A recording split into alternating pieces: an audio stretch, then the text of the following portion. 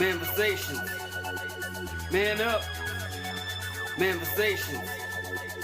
Man up. Manifestations. Man up. Manifestations. A place where we inform, build, and inspire. Manifestations. Man up. Manifestations. Man up. Manifestations. Man up. A place where we inform. Manifestations. A place where we inform, build, and inspire. You gotta eat what you kill. You gotta go out there. You gotta hunt for your meals. We all have that ability to connect with people, to be that motivational person in somebody's life. You gotta let people know there's certain lines you don't cross, and that there's gonna be consequences if you do. Man up. If you are an adult and you are in a relationship, that person's emotions are not your responsibility. Man up. Manifestations. Man up. Manifestations. Man up. Manifestations. A place where we inform, build, and inspire. The devil, during slavery, destroyed the masculinity or manhood of the so-called Negro. No man. No man. Right now you got to be trained all over again to be a man. When someone is obligated to do something, it is binding upon them to do it. And failure to do it causes reaction. Man up. Position make you rich. I don't have that type of richness. My richness is life forever. If that people knew that glorious pop, if that people knew that glorious pop, if that people knew that glorious pop, then they would be more inclined to respect themselves. I'm not saying I'm going to rule the world or I'm going to change the world, but I guarantee that I will spark the brain that will change the world. And that's our job, is to spark somebody else watching us. A place where we inform, build, and inspire. Manifestations. Man up. Manifestations. Man up. Manifestations. Man up. A place where we inform. Manifestations. A place where we inform, build, and inspire. You want to tell me about yourself? Go get your friends. I'll tell you who you are based on who your friends are. Don't just live and die. That's an ugly existence. Make your life matter. Make your life count. Live a life where people can actually mourn you for the things you left behind, not just because you were around and existed. We need strong black nuclear family. Yes. Yes. That's what it is. Mother, father, son, daughter, all in the same house with a focus on the family unit as a whole. We had Tulsa, Atlanta, New Jersey, Detroit. We had Rosewood. We had Black Wall Streets all over. The Republicans aren't for us, but the Democrats aren't for us either. And we should have no alliance to any political party. We only have alliance to what is in our own best interest. A place where we inform, build, and inspire. Manifestations. Man up. Manifestations. Man up. Manifestations. Man up. A place where we inform. Manifestations. A place where we inform, build, and inspire. At the end of the day, as men in the community, we must stand together and be counted, because people look to us for guidance, leadership, and protection. And if we are not about that business, we are not on our job. Here we have grown-ass man conversations in the spirit of that purpose. Anthony Malcolm, Bobby Drake, Major Gage, we are. This is Manifestations 2020. Manifestations. Man up. Manifestations. A place where we inform, build, and inspire.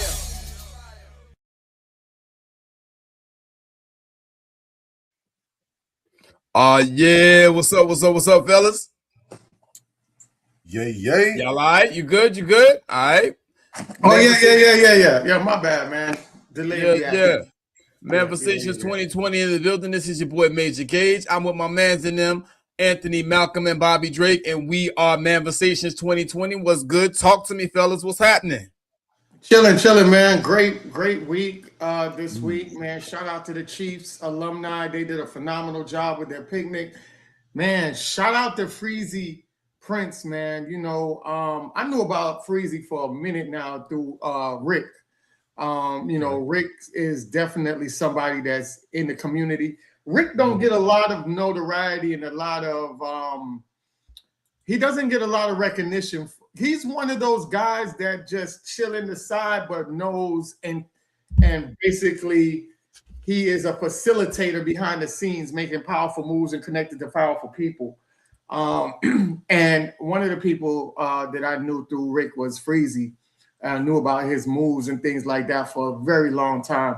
And to see Freezy get the recognition that he's doing, and the man is doing some real building Black Wall Street stuff in Carol City, man. Okay. And for all the people out there that live in Miami Gardens, and I've been preaching this for the longest time, this is a historical Black city. Don't get it twisted. And you guys are building this city up. Y'all having this city from where it was to where it is now is running phenomenal. Yeah. And with the hands of Freezy and all the great leaders out there, from Leon, the mayor. I think he's the mayor, right? I think Leon is the mayor. No, Leon's not the mayor. I think he's. Oh gosh, I can't remember what his position is. And then you have, what's the other guy? I can't remember his name. Jeez, forgive me, fellas, because I know they name so much and I get on air and then I freeze up. But you have so many phenomenal, great leaders out there in Carol City that's doing phenomenal work. They're working with the people and getting tangible things done through legislation because they are in the field, like literally in the field. So it's hand in hand, in close contact with the people that are making moves, that have the power to write the pen to get things done. As we know, Oliver Gilbert, he's been doing phenomenal things too when he was in Carol City, and now he moved on to Miami Commissioner, doing things for us as well. So, just to see our Black people operating in that Black Wall Street format and things like that, it's just phenomenal, man. And what they had going on and what they're building, and they give so much back to the youth with scholarships and things like that, and propelling these kids into a phenomenal realm in education and putting them in places that they need to be, that a lot of times the parents aren't able to do that. So you're having the community with resources behind our children, man. And I think it's a phenomenal thing. So shout out to everybody out there in Cass City, Freezy, and everybody doing great things out there, man. And I land my plane. All facts. Shout out to Freezy and everybody else out there in Carol City. CC in the building. All right, Bobby Drake. Big ups to them, Freezy, E-Class, all them folks out there that's putting in the work behind the scenes. Folks that, these are names that if you're outside of Florida, if you're outside of South Florida, in a lot of cases, the names probably aren't going to ring any bells. You probably never would have heard of them before, but they're not. One of the beautiful things about them, they're definitely living their best lives, but they're not keeping it to themselves. Yeah. They're making sure that they're also, as much as they're enriching themselves, they're also enriching the community and finding ways to give back and finding ways to put in place what's not there. And that's what we keep talking about, man. That's why it's so frustrating when you see a lot of these people that are a success and are getting to that point, and they find that they have to go ahead and, I just got to leave entirely and not do anything. There's plenty work to be done, and it can be done. And I was talking to some brothers the other day. I was saying, look, even if you feel like you have to leave because it's too dangerous, it's too hot, you feel like the hate's going to catch up with you, that doesn't mean you still can't serve your community remotely. You can be in another city, another area, and you can still have people representing you, that you can delegate your work to. You can still build the infrastructure from a distance, pop up every now and then, check on the place, shake some hands, kiss babies for groundbreakings or whatever, and go right back to where you at. But you can still be of service from long range. It doesn't have to be either I'm in the community and I can work there, or I have to leave because of the hate and I don't do anything. That's not necessary. And because of the work that these brothers are doing, not seeking recognition, not hunting for clout, you don't see them all over everyone's newspaper or billboard, but they just doing the work. The community feels it. The community respects it. The community respects them. And it's all said and done, man, they are truly going to be legends, icons in South Florida, and the work that they do is going to outlive them. So, for those who are already in position, there's no excuse. Roll up your sleeves, get to work. There's plenty to do. For those who are on the rise, on the bubble, working to get in those positions, please, when you get there, don't take for granted everything that was poured into you to get you to where you're trying to get to. Yeah. Don't just absorb and be a sponge and then leave and take all those blessings with you. Make sure you pour back so that the next generation of youths can come up and they can go ahead and keep the process going. Because the reality is, we are the answer. We are the solution. We are the prayers that we've been praying. We are that. Now it's time for us to get up off our knees and start praying with our feet and praying with our hands. Yeah, and shout out to I forgot real quick, Janae Tate, man. You know, you got Black-owned media out there. She had her tent set up, man, and to have her from the city of Carol City, Black-owned media. This is a woman that came to me, and it was just a dream. And she was like, you know, working for, I think, the Miami Herald at the time, and she was like, yo, you know, I just can't do it over there no more. And I was like, hey, you know how powerful it is for our Black people to have their own media. That's what we had back in the day. We had our own newspaper, our own radio station and things like that. And sister took off, man. She went hard at it. And where she was, where she started as a dream to where she at now, having people under her, paying people on the payroll. Phenomenal work for that sister, man. Shout out and kudos to Janae Tate for what she did. That's what's up. That's what's up. Shout out to her. And she's a friend of the show also, by the way. So you know what I'm saying? That's what's up. I love to hear that about the homie. Shout out to Janae Tate. You know what I'm saying? Shout out to that good sister. We got to see more of that out here, man. You make a very, very strong point about how we are the change that we seek. You know, a lot of time, you know, and for a lot of our lives, I know myself as well as others, you know, we always look to the adults, to the elders and whatever, like, okay, when they gonna do something, oh, now we're those people, and so we need to do those things, you know. And sometimes you don't really know where to begin, and the simple answer is just research. You know what I'm saying? Research. And Bobby made a very good point last week on an unrelated subject, but he basically said, you know, we were talking about Kendra G and her platform and how it's had success, and he talked about how she didn't wait until it was perfect to launch it. And I think that kind of speaks volumes to a lot of us out here. Me and Ann had a conversation before the show, like, you know, I was kind of waiting for the crowd on the show to get a little bigger to add more people, and you know, he just kind of was like, man, let's just do it while we go. And I'm like, you know what? Yeah. You know what I'm saying? Like, it is what it is, because we're in the process of building right now. And that can very well be what adds the crowd. So let's get it, man. You know what I'm saying? Let's make things happen out here. You know what I'm saying? So yeah, definitely. We got a lot to discuss today. And you know, this particular theme has come up in several shows that we've done. But you know, I wanted to talk about this as a standalone topic because I think it's very, very important that we talk about trauma dumping. You know what I'm saying? Because it is an inherently unhealthy practice. You know what I'm saying? Because what usually happens when you trauma dump is that you're not focusing on getting this information that you want to be heard to the right channels so that it can be corrected, so that it can be rectified. You just kind of vomiting all over the place. You're spilling it everywhere, you know, and it may help some people, but ultimately you're not getting the help that you need, and you're kind of running away from the problem by just kind of, it's like a cry out for help, but it's not going to the right place, if that makes sense. And I see a lot of that going on. And so we're going to talk about some of that today. You know, some of the people here are the usual suspects. You know, some of them are new folks, but like I just see this constantly happening. Like, it's very strange that we as a people feel like we got to tell everything to the internet. You know what I'm saying? Like, it's so many people out here talking about stuff on the internet that has no business, not even just on the internet, not even being with some of the people that you know. you know, even that are close to you. This is very sensitive stuff, and you just putting it out there all willy-nilly for the world to use against you is what it ends up happening a lot of the time. So we're going to talk about that. First up today, I want to talk about this young lady here. And Taraji, boy, Taraji P. Henson is a repeat offender. This woman has some extreme level trauma that she's experienced, and she actually talks about it here in this clip. Let's talk about this and come back, and let's play this clip and talk about it on the other end. Examples of love impact how you guys love now. I grew up in a broken home, so I kind of learned dysfunctional love.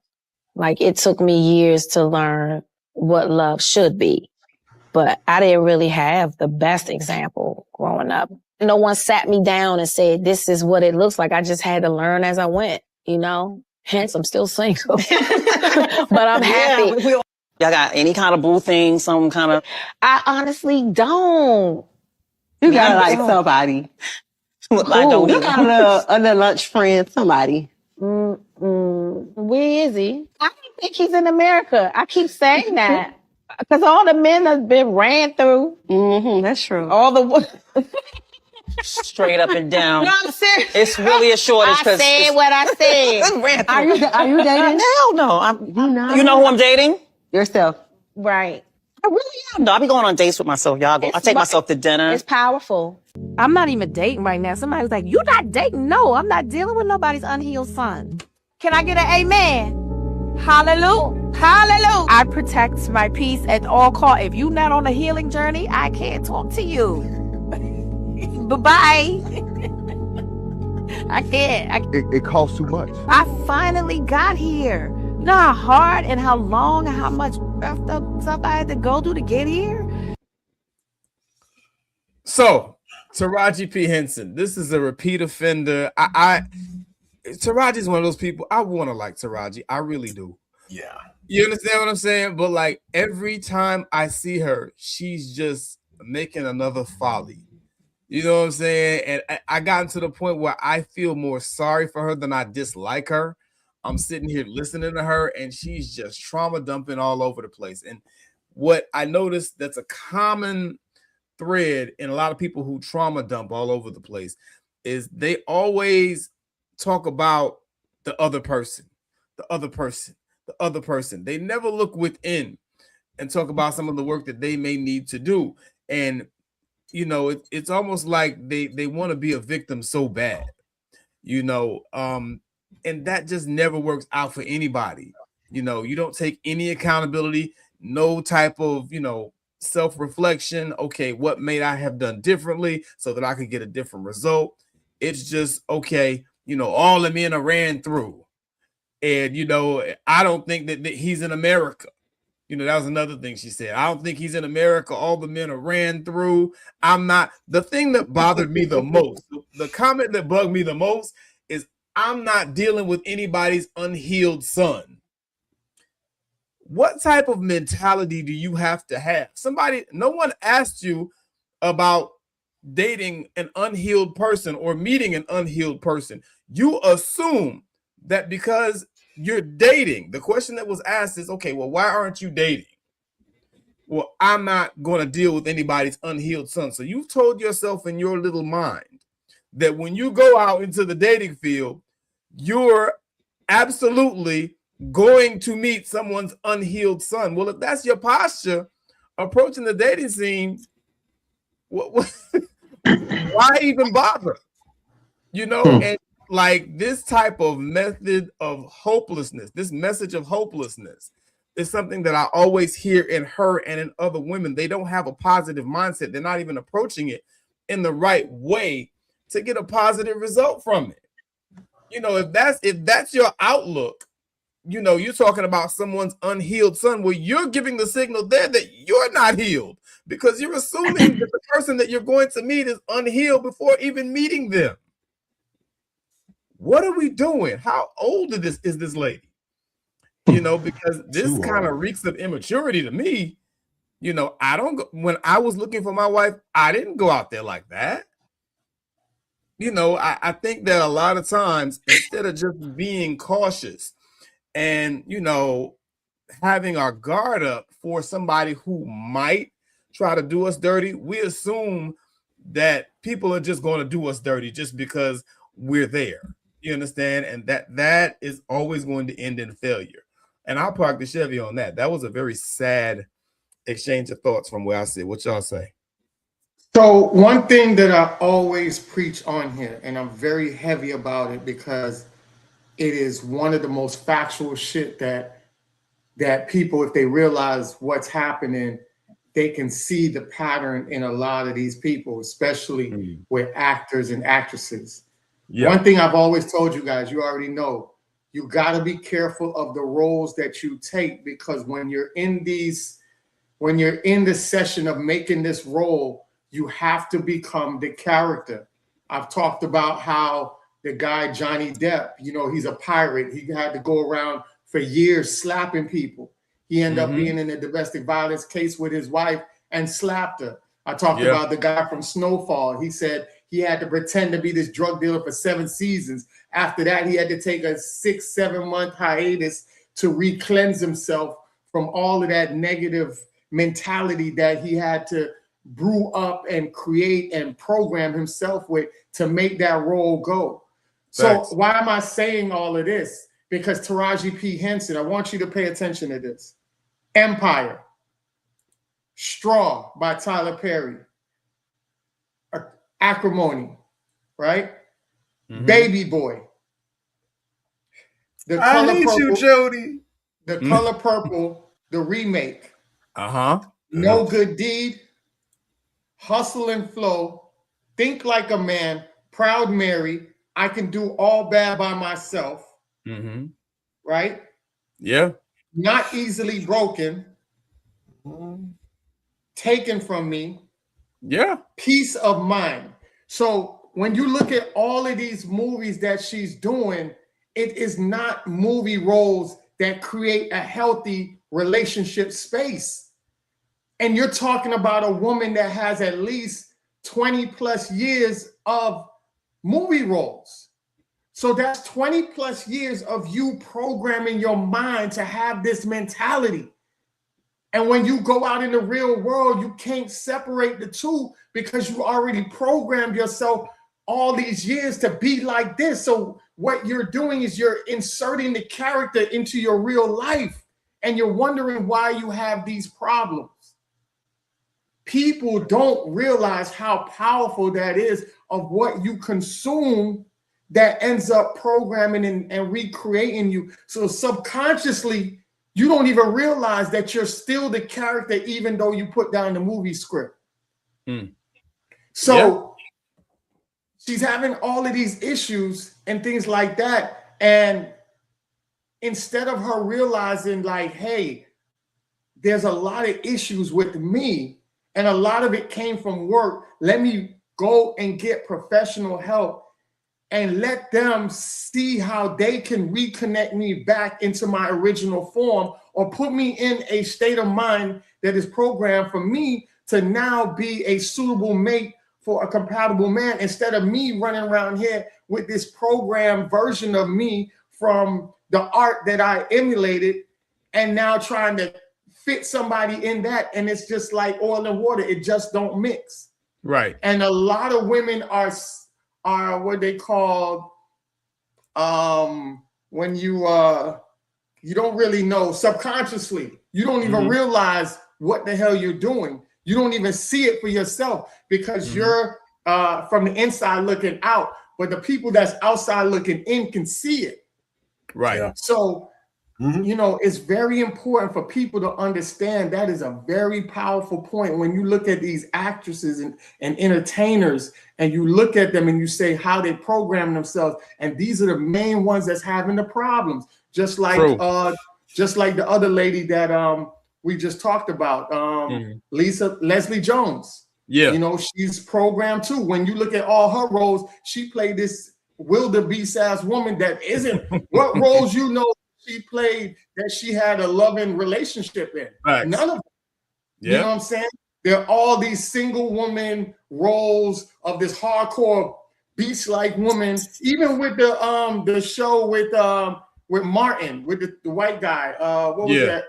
what was that show with him and the white guy? They was running around being cops and stuff like that. And then she was driving the big rig tow truck. And then he was looking up and was like, God damn, you a big bitch. And she was like, yeah.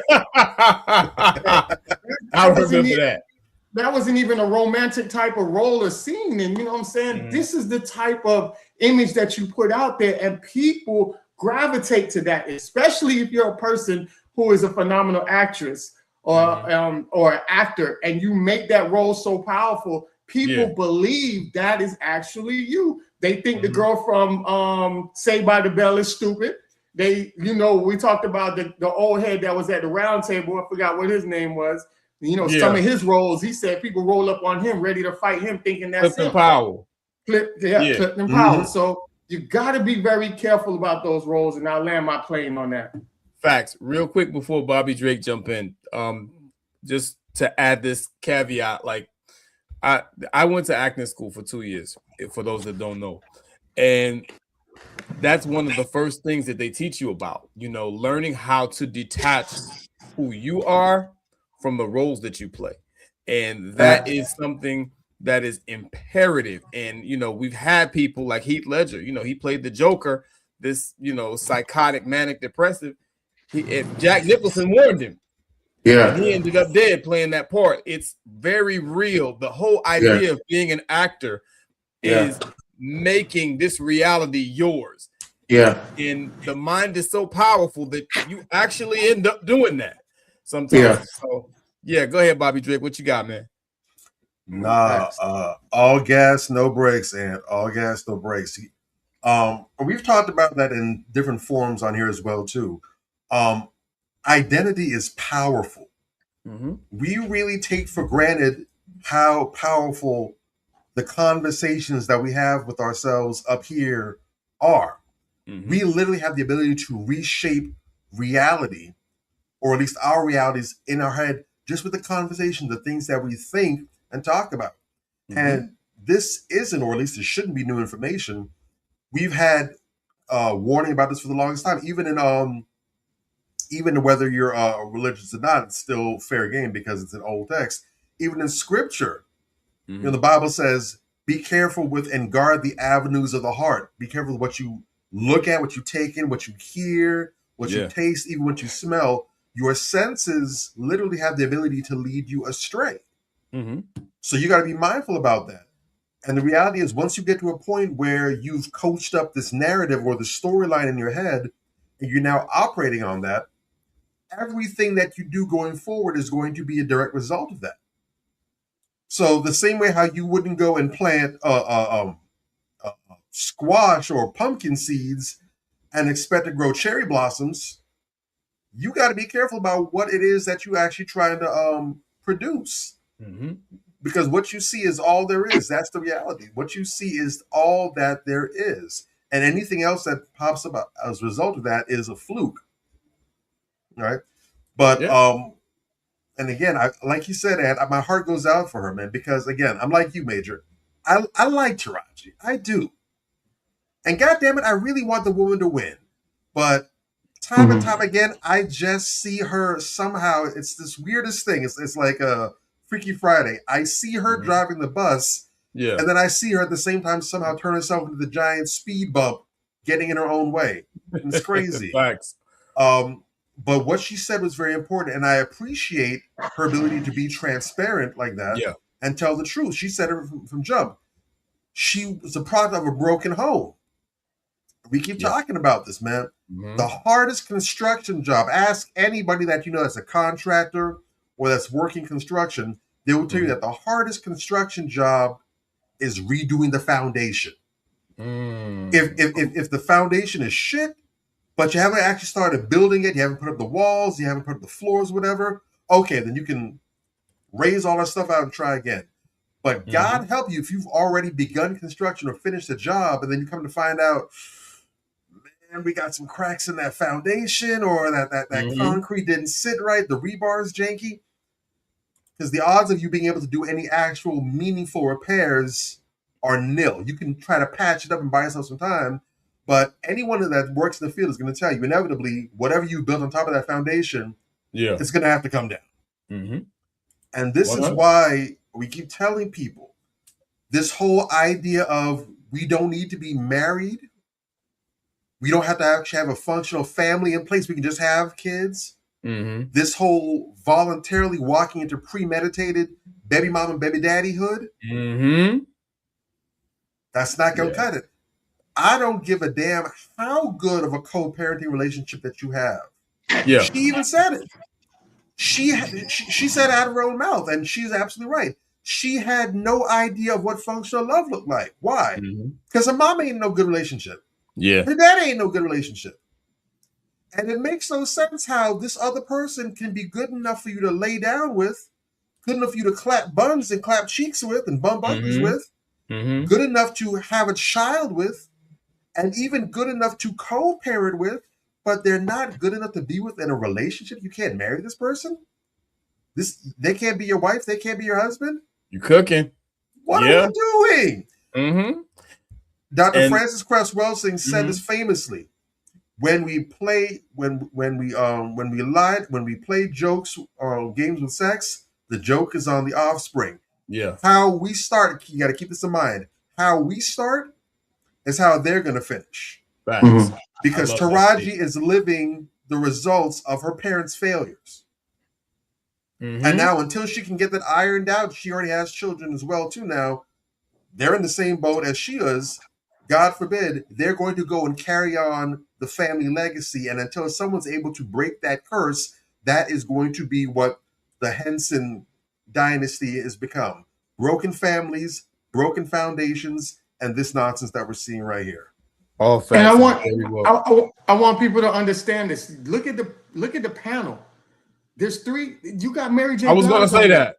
I didn't want to touch that. That in itself, I want women to understand, and men too. I really want us to get to this level where if you know you have an issue, just like Bobby said that she's transparent with it. If you have an issue, get on platforms with sisters that are doing what you want to do. Stop getting on panels with other broken fucking women and y'all out here projecting the wrong goddamn message. If you want to do better, get on a platform with women that are going to sit back and give you some game to get where you need to get to. Stop piling on this echo chamber trend that y'all going on. Come on, man. This ain't nothing but some traumatic finger popping. That's all they do. It's dysfunctional. And they all catch these nasty, ugly, crazy, man. It qualifies for a handicapped placard antics. That's all they're doing. Not a single one of those sisters. I don't know who the other one is. I know who Mary is. I know who Taraji is. That's Young Miami. You know who Young Miami is? Oh God, I don't know. Okay, Miami. Jesus. Not a single one of those women is in any condition to talk about this. Didn't we just talk just last week about this? If you damaged and banged up, sit your ass at home, stop getting into conversations. Well, this is our next topic. This is our next one. Because not a single one of them has any good game to give anyone else. That is the definition of the blind leading the blind. Yeah. That was the first thing I noticed. You sitting down talking about relationship trauma with Young Miami and Mary J. Blige? I see, said the blind man. When you go to Young Miami, when you want to find out how you can take some golden showers to the face, that's when you want to clear your complexion, or if you got a jellyfish sting and you need some proper aiming mechanics, that's who you go to for anything. Young Miami ain't got a damn thing to tell anybody else. Period. Shots fired. Goddamn. If I'm lying, I'm flying. Hey, Bobby Drake, tell them how you feel. Don't hold back. Just. I ain't taking no advice from no crackhead. One and done. One and done. I'm just saying, bruh. And this is the fact. And you see how these women move, especially Young Miami. This woman has made a career off of telling women to be the underclass of what women are. You know what I'm saying? Like, there's somebody that we know who put up a post one day talking about why everybody got all the smoke for Young Miami. From that day, I started looking at her like she had 3 heads. That's one of the dumbest posts I've ever seen in my life. The better question is, why do we not have smoke for Young Miami and the Young Miami types that are wreaking havoc on the moral values of our young women? Let's cut the shit, bro. Like, let's grow up. And this was an old ass woman that said this. We letting shit fly too much, man. We letting shit fly too much. Way too much. So yeah, but while we're in the spirit of talking about people hanging around dumbasses, this one, a repeat offender. I know you love her, Bobby, but this damn Ari Lennox, she's becoming a problem. You know what I'm saying? She's becoming a serious problem. And, you know, again, we thought that Ari Lennox was kind of together. You know what I'm saying? We was like, okay, this sister seemed like she's a little more elevated. Like she got some sense. You know, she seemed like kind of conscious. Man, she's more fucked up than Young Miami. God damn it. She's bad.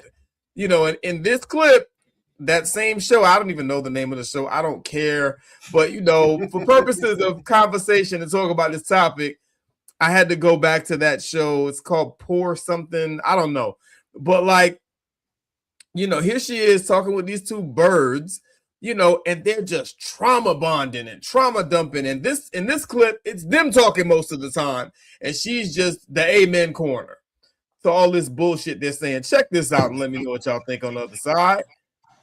Thing for toxic energy. So I think there's still some more healing that I need to do, because when I look back on all of these energies, it's a shame I gave them so much time and there were sweet energies that I didn't. Yeah. And so now I see those sweet energies getting married and starting families.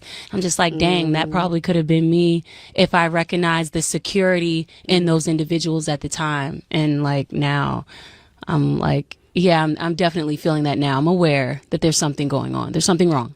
What do you think it is that attracts you to like toxic energy? I think they just seem really exciting at first. The chemistry is incredible. A few moments later. That American dream has been sold to us, and women are just now figuring out that maybe that's not for me. Oh, go to college, you marry somebody, the white picket fence, and marriage happily ever after. When you're a successful woman and you've accomplished so much on your own, a lot of times they don't have much to add to you. So unless you are making me happy, I feel safe around you. I feel good. Right. I don't care on paper how good you look, because my life looks good without you. If I feel better without you, even if you are a good man, I'm okay without you. Yeah. And we have figured that out. We figured out how to make money. We figured out how to purchase homes. We figured out how to have these bomb-ass careers. And it's like, okay, we're good. Yeah. And they are hating that. So instead of them being happy for us and cheering for us that we have figured this out, they're like, oh, but you're 30-something. You've never been married. You ain't got no kids. Baby, you can never make me feel bad about my life. They hate that we okay Because- with being single. Oh, they hate it. Yeah. And then there are people who have been married and maybe it didn't work out, or God forbid might have lost their spouse and things, and they wind up single parents. And so I just kind of feel like it's so much disrespect around single people, single parents, and I feel like it's just weird. It's very weird. Yeah, people are single for different reasons, and it's best that we are healthy and why we're single. And then you said, like, especially your mental health. A lot of times they be like, oh, you with this good man. Y'all don't know what goes on behind two closed doors between two people. Let's Y'all know really what the talk hell- about it. You just never know. And that's why I say, but I feel like they only do that to women. Like, if women are in their 40s and single, or they haven't had kids, they're like, oh, what's wrong with you? But when a man is 40, they're like, oh, he got money. Oh, I know he's a hot commodity out here. And it's just like, why is that? It's so weird. Just bird babble, just incessant bird babble. And this is the danger of having these type of low value women, low quality women with a podcast. You understand what I'm saying? Because they just get on there. It's kind of like what we talked about when Anthony was talking to the sister, when she was asking, you know, his concepts or his thoughts on Galentine's Day. You know what I mean? And it's like Anthony was like, okay, well, tell me what's going on at Galentine's Day, because you got Sarah Fontenot over there. She's doing very positive things on her podcast, but she's like 1 in a million. You understand what I'm saying? You have April Mason. She's doing positive things on her podcast. Just Witty is doing positive things on her podcast. But those women are few and far between. Most of the women that you see out here who are on podcasts, who have conversations, you know what I'm saying, around dating and relationships, it's mostly about bashing men, because let's just keep it a buck. That's a quick way to gain a lot of followers, to gain a lot of support. you know, because there are a lot of weak-minded, broken-hearted women out here running around looking for a place that they can just vomit their emotions, and they're going to get a listening audience that's going to co-sign all their bullshit. And in this clip, Ari Lennox was the willing audience that was co-signing all their bullshit. You know, I mean, there was a couple of the greatest hits, talking points that we get from these angry feminists that are out here that are so against marriage and family. And that is the difference. I want to point that out. That's the difference between what they do and what we do. We'll never say no dumb shit like that on this show. That we don't need marriage, that we don't need women. And this one bird brain, even if you're a good man, I'm okay without you. Why would you say something like that? You understand what I'm saying? Like they're programmed to be so selfish, you know, and they are convincing themselves, oh, they hate us because, you know, we're so wonderful. We figured out how to get jobs and we figured out how to get these bomb ass careers. Her words, not mine. And so that's why they hate us. No, dumbass, it's the attitude that comes with it, as you just showed in that clip. You understand? Okay, you have your job, you have good careers, so forth. Okay, cool. You know, I just want to point out, when women get jobs and careers, they talk like that about what they can do for themselves. When men get jobs and careers, we talk about creating families. We are not the same. You know, and in their quest to try and be more and more manly, which is what they're doing, they're trying to be men and they wonder why men don't want them. No, it's not because we're hating on you. It's because you're just trying to be us and doing a very poor job of it. You understand? And you're not bringing anything. Your entire attitude is cold and callous and masculine. You know, and as attractive as some of them might look, you know, one of them got her whole chest out, all these titties in the camera. The other one got her leg out, her whole leg out, so you can see all this leg. And, you know, they're very predictable in the type of women that they are, at least the way that they present. But, you know, when men are rejecting you, it's very intellectually lazy to just assume that it's because they're hating on you. You don't speak for us. If you want to know what we think, you ask us and we'll tell you. You understand? And I'm telling you right now, there's some men that do find women who have adult accomplishments intimidating. But I don't think that's the majority of men. I think that's a very small minority of men, the Pookies and Ray Rays, which is probably the only type of men that they can attract. So their experience looks like that because, you know, you presenting your titties and you presenting all these legs and, you know, you think that the men are supposed to just come running. Or like Ari said in the last episode, the other clip, you know, you presenting your house and all the accomplishments. You think a man's supposed to come running. Are y'all paying attention to yourselves? You don't get those things for us. You get those things for you. We get those things for us. And I think that's the difference. You know, and so that's just kind of what I think on it, man. It was a very, very telling. The whole idea there is that women have given up on the American dream because they can basically be adults now. They can have careers and have their own money, which is nonsense. But this is what they think. Go ahead, man. What y'all saying? Yeah, the crazy part about this is that in 10 years, all of these women that are saying this, you're going to see that 10 years, few years later, and it's going to change, and they're going to be crying, and they're going to regret everything that they're doing now, because the way the economy is, you guys got to understand. And let's just take this time. And I'm not going to even go deep with it because I'm going to stay within my time frame, right? Yeah. But let me tell you something. All right. Y'all got to understand that white supremacy is very, very, very powerful and strategic. Yes. And they understood that if you look at any other race, the white, the Asians, the Arabs, they have a big balance between their men and their women. They don't have this financial dynamic bullshit that they go through. It's the black community, because the white supremacy, they really uplift the black woman in that realm to try to make them make more money than the black men. Now you're going to have women out there that say, oh, we go to school and this and that. And I get that. I understand that. But in reality, they want to uplift you. So there's a financial disimbalance between Black men and Black women. And now we're seeing that. They're giving you the opportunity to be in these positions to get those jobs. So now you took it upon your time as ego. And I told y'all about this women ego that we need to address, because a lot of women have egos and they don't realize how big their egos are. Yeah. So when you have these women out here that have these egos, they're going around acting like you're jealous. Another thing, another topic that we need to talk about is spousal jealousy. That's a real thing. Men are jealous of women and women are jealous of men. Yeah, that is a real thing. And a lot of it is the tension that goes on in the household between these men and women, especially when they feel like they make more than you.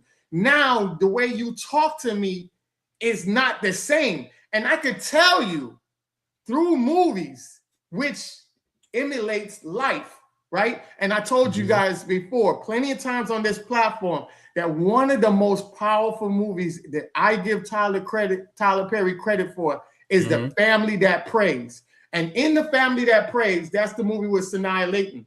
And when Sanaa Lathan was making money as the white dude's assistant that got his he got his position because his father owned the construction company, and he was paying her, and he was also having sex with her, knowing she was married to the Black man. But the Black man had a dream of having his own Black construction company. But because she was making money and she was paying bills while he was trying to get himself structured to get his company, she was talking down on that man, talking disrespectful to that man. And towards the end of the movie, when the white guy got busted by his wife, and she told him, listen, you can't play out there in the mud with that Black girl no more. It's over. Cut it out. This and that. And the mother got rid of him from the company because he was trying to get rid of the mother. And the mother pulled a little fast move, a slick strategic move, and got him out removed. So he didn't have no damn money. And then he had to go back and sulk to his wife to make up with her. And now she's out in the limb because she got caught cheating with him. And then when the guy found out that that child wasn't even his, he was devastated. But I say that because in the movie, when she was talking down on him, when she was making that money, she was being so disrespectful that he had to slap her across the counter. Then when all of that fell to her, she didn't even have enough money to stay in a house. She had to be in an apartment with her child that she created with her side dude. And the man still came out and dropped off some money because after that, he had launched into his career as he got his construction company. So he was making buku money now. And she ruined all of that. And the way she was, I mean, you should see her face was so sulking and like just so gracious for him to come by and just drop off some money. Because see, what happens is when the tables get turned, now you start to be humble. Now you start to be the person you should have been the first go round. But a lot of these women get this money, get this bag, and think things ain't gonna happen. And guess what? It's going to happen in a couple of years, because when AI come in, a lot of y'all women, y'all don't have technical big jobs like what they call them. You don't have blue collar jobs like these men out here. These men are the ones running the world. These men are the ones doing the knit and grit for you guys to sit back and just lay in the AC and do your job. And I'm not taking anything away from these women, but what I'm saying is that the men are the ones that are going to be more stabilized in the future. And when the AI take all y'all women's job, guess what y'all going to be out here? Y'all going to run after these guys that y'all should have been linking up with. But now what happens is, because you have the leverage now to get on the level where you need to fit in, you're going to be on the bottom tier looking up like pheasants at royalty, trying to get picked by the same men that you sit back and talk down to. I know it's going to happen, and it's going to slap you in the face, because even right now, there's some women now talking about they want to get the soft life because they can't handle the workload that is coming at them, and they're saying they're working too hard. So because the simps ain't simping as hard no more, and men Yeah. are realizing their worth, they're not sitting there catering to y'all no more. Now y'all starting to feel what the reality really is. Y'all took advantage of good men and they wised up, and now they're giving you their ass to kiss, rightfully so, because you guys deserve it because of your attitudes and the way you're walking now and the way that you have been programmed by other bitter people. And now you're going to be left out in the desert by yourself because the bitter people that sold you these dreams, like the Beyoncés and the Sierras and all of that, they're married. And you're listening to motherfuckers who are married selling you single dreams while you're out here struggling and they are living the fucking life with their husband and they're happy and their children. Well and I said. land my plane on that. Yeah. Bobby Drake, what you got, man? Oh. If you do not understand racism, which is white supremacy, what it is and how it works, everything else that you know will only confuse you. It's all it's going to do. Y'all have to understand, again, we can't blame this on the school system because the school system, as we know it, was not designed to actually empower us and educate us properly. El Haj Malik Shabazz, a.k.a. Detroit Red, a.k.a. Malcolm Little, a.k.a. Malcolm X, told us that only a fool will let his enemy educate his children. Facts. Which means that our actual real education has to come from the home. And because you have failed to educate your children, parents of old, that's why they're out here talking goofy like this and not understanding where they are in the world. They don't know where they are in the world. They don't know what time it is. They don't know what the day on the calendar is. They're out here lost as hell. They're out here wearing swim shorts and bikini bottoms with parkas on and hiking boots. They look crazy. The reality of the situation is the most egregious atrocity ever committed in human history was the Middle Passage. Chattel slavery is single-handedly the most top 10, the top 3 all-time greatest heinous acts ever commuted on humankind by humankind, and it ain't the 3 and it ain't the 2. We did not need the United Nations to come to an agreement and go ahead and give that a thumbs up. That was the case beforehand. The only reason we as a people, whether we're foundational Black Americans, whether we're in South America, whether you're in the Caribbean, or even in the motherland in Africa as well, the only reason we were able to survive and make it through to this point today, the only reason is because it was the strength of our family units. It was the power of our community, but the community is just simply a body. And a body is made up of cells, molecules. The building block, the foundation of that body, of that society, is the family unit, the nuclear family. Right. That was the key. They did every single thing they tried to us to break us apart and violate us and mistreat us and abuse us. Every unthinkable act they tried, and it hurt, but it couldn't decimate us. Why? Because our family had us strong. They couldn't break this. They couldn't break the bundled sticks. But now they found a way to do it. And now winter is coming again. Yeah. And so what held us in the absolute thick of it before, we don't have in place now. That means when these dark days come, and they're here, they're already here. When they come through, it's going to be no lubrication.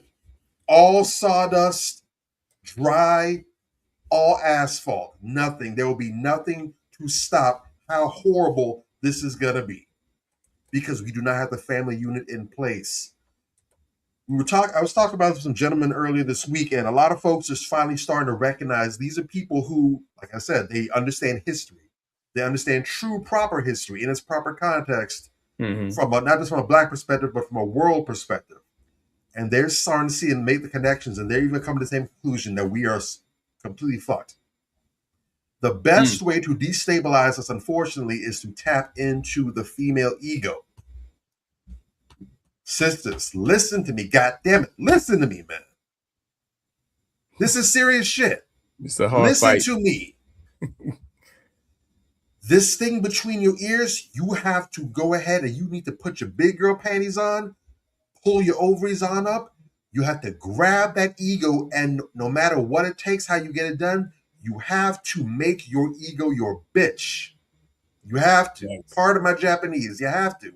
Because right now, it has you by the back of your neck, and as a result, it is screwing us all over right now. Yeah. When there's a reason why when you look out into the world, you do not see any matriarchal nations, let alone world powers. You don't see it. No. Innately speaking, men are more community-oriented, women are more inward. And that might sound crazy. No, what are you talking about? Women are more That's a polite way of community-minded. putting it. No, they're Yeah. not. Women are not more community-minded. Women are more about self-preservation and preservation of their children, but they're not community-minded in that regard. No. You got what I'm saying? Just look at the civil rights movement. The civil rights movement, that was led by men. There were many complaints about that, but even the Black Panthers, the civil rights movement at all levels was helmed by men, but it incorporated women into the mix. And we were so egalitarian, Black people, and we can say Black men, because again, Black men are at the helm of this, Black men were the ones who first proffered up the first ever Black female president, Shirley Chisholm. Yeah.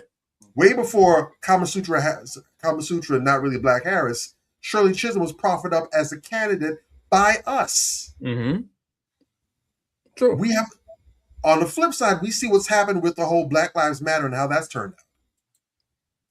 Even recently, billionaire Robert Smith went ahead and took it upon himself to go ahead and pay off for a whole graduating class at Morehouse University, eliminating all their debts, liberating almost 400 families from having to deal with those student loan payments. Oprah Winfrey's been a billionaire for how long now? Has she paid the visit to Spelman? Hello, lights. Come on now. She can't even address her things in Africa. Well, you mean her alleged Epstein operations. Yeah. So this is the thing. When Black men are empowered, the community is empowered. When Black women are empowered, they get on podcasts and talk shit about men and why they can't keep up and why they can't do what we do. And if they can't match us, if they're not healed, then we ain't dealing with this. It cannot move forward. Yeah. So ladies, sisters, hear me. This is love. This ain't hate. Love to see y'all shine. Love to see y'all glow. But we cannot put the horse before the goddamn rocket ship. We can't do it. It's going to be all of us. It's going to be all of us, men and women alike, or it's going to be none of us. Period. That's the way it is. That's it. Very well said, brother. And I just want to make sure I add this in before we move on to the next topic. Very, very important that we understand, and I don't even think that Ari understands, or if she's looking at this in context, that's why I used those two clips. That first clip, whether she realizes it or not, directly informs that second clip. On the first clip, she's talking about how she met all these nice guys and she didn't pay them dust. And she was attracted to the toxic guys. Well, that's why you're jaded, Goofy. In the second clip, that's why you're jaded, because your mind is so warped that you don't even realize what quality is. And you want to sit up here and bitch and moan about how, the men just ain't quality. They might as well not even be in my life at all, because I'd be fine without them. And the funny thing is, because you ignored all the good men. The funny thing is, that other one asked that question about why are they so concerned, why are they so concerned about how we move and how we do and everything? They're just jealous and hating. Why? Yeah. Because y'all get on podcasts decades later when it's too late and you start doing this, you start complaining. That's why. And I want you guys. If they were genuinely happy, or they had just said, you know what, they messed up, we'll just eat it and keep on going, there'd be nothing to say. But it's because, unfortunately, we see you and hear you, and we remember what you said back then, and we're just saying now, and we're pointing out the holes in your logic. That's what you call hate. No, we just simply see you. We see the disconnect between what you say you want and what you're doing. Facts. If you'll stop doing that, we wouldn't have nothing to say. And real quick, you remember the first one that you put up, Major, it showed how that female, I don't know who that female host was, but she was really holding her more accountable for her actions versus the second one where she's just with a bunch of bimbos and they just talking this feminist shit. So it's like it was controlled in the first one where she's being more open. Like when you have a host that can make you accountable, like the first host can really change Ari back into who she should be. But the second host is like they're sending her way all the way to the right into an island by herself and leave her stranded out there with sharks around. So you got to be very careful about the platforms that you get onto, because if you want to be better, get on a platform with a host that's going to hold you accountable and let you see what you're doing wrong and correct it, versus just over here on an echo chamber platform and running slap dead into the wall at the 60 miles an hour. Yes and no, because I will say I will give that host some credit for that segment, but the rest of her podcast, she's trash too. She's another one. I just saw that segment. These, That's why I said I know. I know that about segment. her. Yeah, that segment. Yeah, that segment. Yeah, she's another one with the estrogen laced bullshit. Yeah, but it is what it is. So let's go into the next topic, guys. This is another good one. This was very interesting, and I had to bring this up because there's a lot going on here. Again, and I'm look, man, I rock with Deontay Wilder. You know what I'm saying? Let me just play the clip. Let's see what it does. No, as if she was being. What impact has that had on your life and your feelings as a father? It had a strong impact on my life because I chose to keep her. Her mother didn't. You know, her mother tried to set me up, you know, to have the baby. You know, she ejected my sperm in her and ran in the bathroom and locked the door, and that's how we had her. Really? Yeah. You know, truth be told, she don't even know I know this. Wow. But I'm telling it on to the world. How do you know that? I nutted on her stomach. This time I went and got the towel and tried to wipe it off, but she hit my hand so hard, I thought she hit my hand like a home run, like a baseball player do a baseball bat. But she screamed, no, as if she was being raped. She got up so quickly and ran into the bathroom and locked the door. 2 weeks later, she was pregnant with my daughter, but she didn't do all the right things. And do you have any contact with the mother? Or? Never, I blocked her. I don't want contact. Why? Does your daughter ever see her? I have 3 deadbeat mothers on my hand, you know. And yeah, that is a tragic horror story. Now, if a man had done that, we don't even want to talk about what it'd be right now. You know what I'm saying? They would have found his ass. They would have locked his ass up. They would have found something to charge his ass with. I'm locked up. They won't let me out. I'm just saying, you know, but when women do this type of shit, nobody goes after them, including the father. Now, you know, it's a horror story. It's something that's terrible to hear. And prayers to that brother. You know, I hope he gets some counseling, some very serious, intense therapy. You know, that's traumatic. Yeah, that's very traumatic, and he's definitely the victim in this instance. But I gotta call it down the middle. Is Piers Morgan's show the place that you want to unveil this in front of the world, and why? How is Piers Morgan, who's a political commentator, not a very good one, by the way? You know, he's a journalist, but I mean, like, Piers Morgan don't give a shit about you. He's on paper, he's a journalist. He went to school, he got the credentials, whatever the case may be. I'm talking about in the most stringent textbook definition of the word. You understand? But Piers Morgan don't give a shit about you. His audience don't give a shit about you. And, you know, I think that this is, again, like I said earlier, we have a bad habit of just getting on a platform and just, you know, saying the things that are wrong in our lives to the world, to people who really mean us no good, and will ultimately use these things against us if the chance of the opportunity presents itself. You understand what I'm saying? I don't think that was the right place for this. You know, it gave us some great things to talk about as far as, okay, making people aware that you have people this diabolical out here, you know, and it reinforces the message of, by giving a real life example of why you have to be so careful when you deal with certain types of people, namely in this case, women.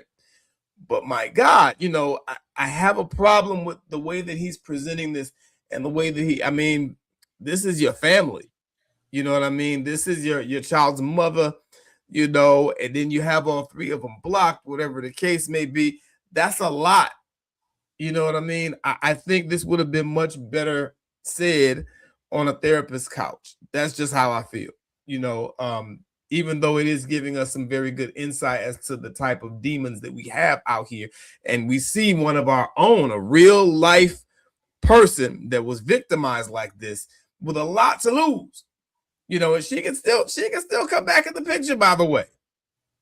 You know, with him saying this, okay, whatever, he has her blocked. That don't mean anything. If she decides one day she wants a payday or she wants to be a mama, you understand? And it's just wild how we do this over and over again with matters this sensitive. That was just no place for it, in my view. What y'all say? I have to hold Deontay Wilder accountable for his actions. You saying that you nutted on her belly, and you knew for a fact. I don't want to hear shit when it comes. Just like how men be bashing women and telling them they no good and all that, or they pick no good men and all that. Niggas, y'all know y'all pick deadbeat fucking women, and you have a alignment with them because something in you is attracting these deadbeat ass women. Because you said you got 3 of them, not 1, not 2, but 3. Facts. Nigga, the problem is you. Agreed. The problem is you. And what happened was you play in the mud, and or you play with fire and got burnt. Yeah. That was the bottom line. You got burnt. She played you and got burnt, and she did it because financially she set for at least 18 years. So you can call it deadbeat all you want. You still have to pay child support. And with your money, that's a good amount of money to help her with whatever she got going on. So you got there, as Deontay Wilder, you have to take fault in that. It's very important for boxers, anybody that's athletes, to also have mentors and also have therapists on deck, because you guys deal with a lot of CTE.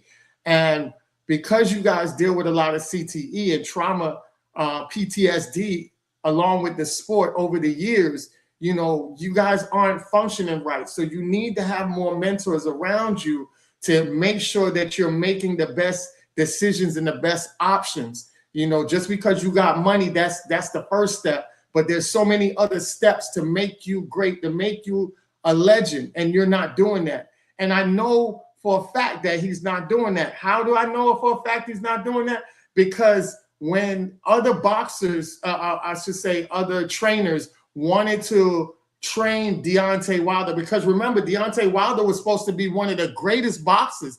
Dude had enormous power, strength. You remember when he had the viral clip? To this day, you know, we was like, yo, rocking with him because he was winning. So, you know, black empowerment, we was really gravitating to him. And because he got that ego going on where he felt like he was untouchable because he had this real hard knockout blow that was really holding him up to be a contender in that weight class or in that division and even in boxing. But what happened was you don't practice your craft to get better, and that's why you got knocked out by Tyson Fury or whatever his name is. And when that white dude knocked your ass out, that pretty much was the whole decline of your whole legacy, because all that black power shit went out the door because you got beat by this dude not once, I think it's twice or 3 times. It was tied once, and then he whooped his ass the other time. He was tied once, I believe. No, I don't think he beat Fury. No, it wasn't tied. No, they I think he got knocked out twice by Fury. I think Fury beat him twice. Yeah, you're right. Yeah, so you are running around here as this black empowerment symbol, and you got beat by this white dude, and you know white supremacy, boy, they were running with that so heavy. Nope. Fight 1 was a split decision. Fight 2, Fury won. Fight 3, Fury won. So he fought three times. Okay, so 3 times, but he still ain't win not one, because even if you split it, that's still controversial, right? Yeah. So you still got dominated by this white man, and ever since then, you really went downhill. And I felt like Deontay Wilder hasn't been the same. And because he hasn't been the same, now he's going on these rants and he's going out here trying to make himself seem presentable to the world and try to keep this face as, you know, I am a victim. And in reality, if you really dial down to it, a lot of what you're going through is what you are doing to yourself. Yeah. The effort that you put into you could have really changed the whole trajectory of how your name stands in boxing and in the world and as a legacy in all regards. But because you hadn't had that discipline in the ring, you don't have the discipline out the ring. Now you're starting to see the fragile pieces breaking in front of the whole world, and they're just looking at you as a tragic story. And I'll land my plane on that. Yeah, well said. Very well said. Bobby Drake, what you got, man? Nah. So it's all about location, for real. Okay. Pierce Morgan. Come on, bro. That's who you're going to have this conversation with? What are we doing? Okay, I mean, what are we doing? That's a horrible. Like, you got one dude that completely lost relevance and will literally grab for anything that's going to get his name in the paper for 3 seconds. Yep. And you got Deontay Wilder, whose fight career allegedly has kind of gone the same route as well. And it's a shame. It's like, damn, is this what it's come to? Yeah. The short answer is yes. Yeah, but you know, it is what it is. But I definitely agree with you. No holds barred on that, Ant. Again, you have to know who it is that you're dealing with, who you're getting in bed with.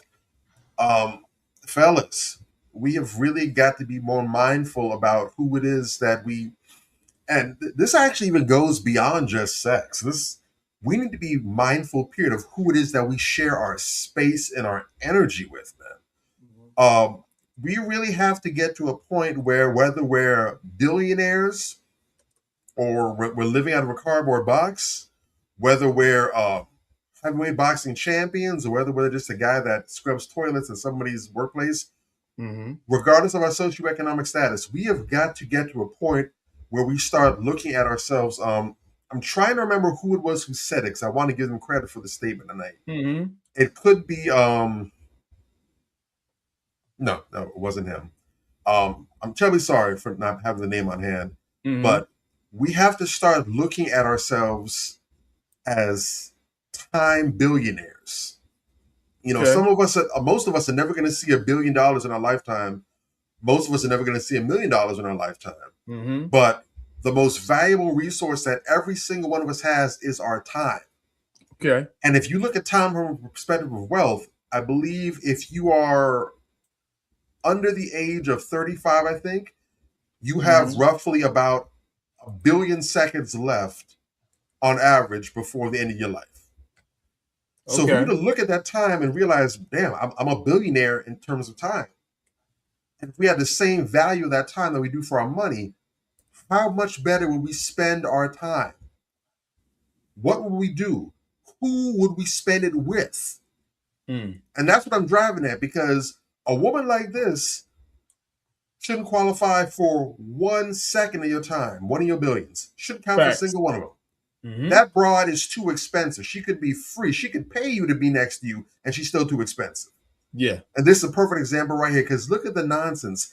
And especially for people that are career focused and driven, you have goals, you have a purpose, you got stuff to do, you got business to take care of.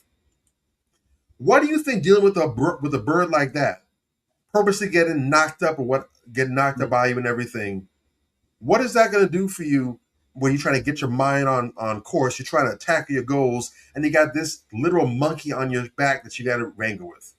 Yeah. You can't focus properly in a training camp to go ahead and get your some respect back on your name. You can't run a multi-billion-dollar corporation and you got this have to drag you in out of court nonsense.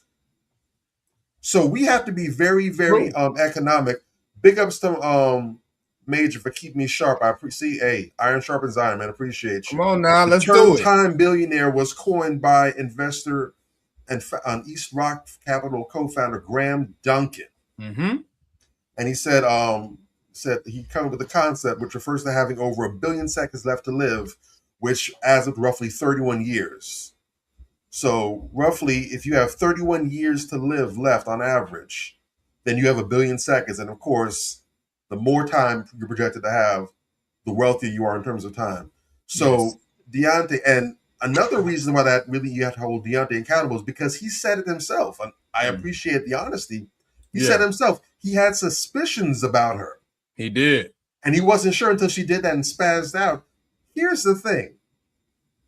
You need to listen to your first mind. When you have misgivings about somebody that's in that close, intimate connection with you, hey, hold up. Oh, hey, cool out on that. Hey, we need to get to the bottom of this. Facts. Personally, my rule of thumb is if I got to think like that in the first place, you gone. I'm not going to stick around and conduct an investigation. I'm not going to talk to the next door neighbors. We're not going to canvass the towns. Hell no. If I can't trust you when you're in that close proximity to me, sharing intimacy with me like that, you got to go. But as soon as he had those misgivings, Buddy should at least done his due diligence before he goes back in bed. But because he's thinking with the bronze bomber, and not with the Deontay Wilder, now she going 12 rounds with your child support payments. So yeah, man, we've got to be better about this, man. We have to really understand that life is real, life is serious, man. We have to take our lives serious. This is not a video game that we're playing. Ain't no second man or whatever. We really need to make sure that we are making the most of this one life that God has given us. Whatever we have, wherever we are in that moment, we need to be looking to maximize what we've been given and not trick it off like we just got more on back order somewhere. Yeah. Come on. That's real. We got to do better, man. We got to grow up. You know, it goes back to what Ant said. I mean, he brought this on himself. The actual incident is not his fault, but the circumstances surrounding the incident were entirely preventable. And like Ant said, this is not the first time, it's the third time. Why are you dealing with these dirt divers? He had time. He had the escape button. He could have hit the ejecto seat on cuz and got out. He decided, no, I'm gonna play with fire again, and then he got burnt. It's ridiculous how much of this I see. These men out here dealing with these lesser life form as women. You know what I'm saying? I see it all the time. You know, people talk about why men so mad and they hating on Sierra and Russell Wilson. They're not hating on Sierra and Russell Wilson. They think that Russell Wilson is too good for Sierra. Period. Their little minds are not capable of grasping that concept. Like that, we think that this guy is just too good for her. Same thing with Lori Harvey and Michael B. Jordan. We not hating on their relationship. We're glad that she left him. God bless her for leaving him because he can do so much better. It just is what it is. You know what I'm saying? And that's okay, because by the same token, when they see a woman that they know is a quality woman or feel is a quality woman dealing with some yuck mouth dude, you understand what I'm saying? Look at how they shredded Tia Mowry for even dating Corey Hardrick the first time, because he didn't have no job, he wasn't nobody, he this, he that. Man, these women acted like it was their niece or their cousin or their mama dating a bum ass nigga. And I'm not even saying that Corey Hardrick was a bum, but I'm saying in their mind that was the perception, that they lost that shit. But when it's a man, we're not allowed to have standards. We're not allowed. Now you're cooking. The same way that we talk about Jada Pinkett and Will Smith, we've been saying to the men, we've been seeing it like, oh my God, get away from this demon seed, this changeling. Get her the fuck out your house. We've been saying that. And now, okay, yeah, the women can finally see it. And a lot of them, they even still don't want to admit that Jada's a piece of shit. They just have to, because she just keeps giving them so much material. My God. She makes it. And that's the thing that I was hoping that you were going to turn the car in that direction, because it's really misandry. Because it's the idea that women are better than men. Mm-hmm. Any woman that the best man finds, he should consider himself lucky. Oh my God. It doesn't matter that she was born in the gutter, that she's cockeyed, that she's only got 3 teeth in her mouth, that she's built like a water bug. That don't matter. None of that matters. She's still a beautiful, gorgeous woman, and you're lucky to be in her presence. But she's a queen. The other way around.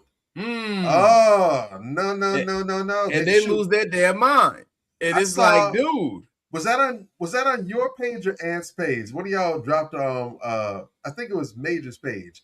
You dropped a post earlier about, I don't know if you're gonna bring that up. I don't mean to cut you off the kneecap, but you brought up that post where Megan Good decided that she was gonna give up, she was gonna rehome her cat because Jonathan that was Anthony. Okay. Because our brother Jonathan, aka what's the man's name from Marvel? Kane the Conqueror. Kane the Conqueror, yeah. Yeah, because Kane the Conqueror said he wasn't really feeling cats like that. So she decided, okay, I'm going to rehome my cat because this is what is going to benefit my family, my marriage. Not her boyfriend, not the dude not a maintenance dude who pipes it down on Sundays and Tuesdays. No, her husband. And you got women in a tizzy. I would never rehome my cat from my husband. I would choose my pet over the husband. Really? They're so stupid, it's fascinating. But if a man said, "No, if she don't like my animal, she can kick rocks." Yeah. See, they just hate women. See, that's how you know that these men are really broken wristed. He gay. That's he gotta be. One of my Facebook friends on that same post, one of my Facebook friends said, text. I saw it. She said, well, I'll live in separate homes. So this whole narrative that they're going on now with this separate home bullshit now, right? So I said to her, because this is just something that every time somebody throws some bullshit out there, they run with it. I think it's that was the lady from the mother from the Moesha show. I think she's the one who's married for over like 14 years and her husband lives in different homes. You talking about Shirley Ralph?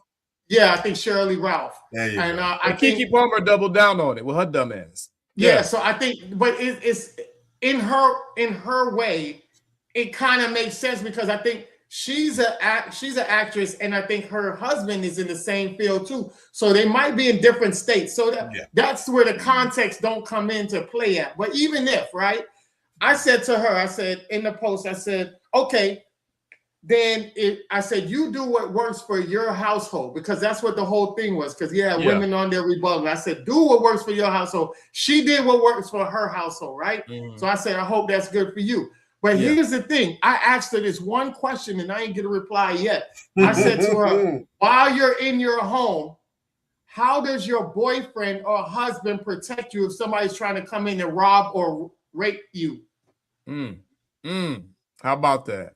They don't think. I'm not gonna finish that sentence and qualify it with anything else. So they don't think to that. They don't think, because that's the truth. They just talk stupid. They can barely afford their bills on their own. You understand what I'm saying? We gonna keep it a buck. How many times you see women out here online dry begging? I see it all day. I can't be bothered with no man if he don't pay my bills, if he don't get my hair done, if he don't get my coochie waxed, whatever. Ain't nothing going on but the rent. Ain't nothing going on but the rent. All day. You understand? Neck waving and finger popping and all this bullshit. You're dry begging. You're basic, because you wouldn't be complaining about money if you had any. You understand?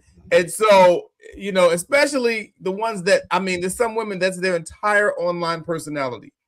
It's just begging for money. Look at Shira 7 musty ass. You understand? And she got hundreds of thousands of women following her funny looking ass.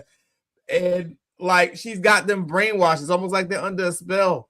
That all she does is teach them how to be a hoe. That's all she does.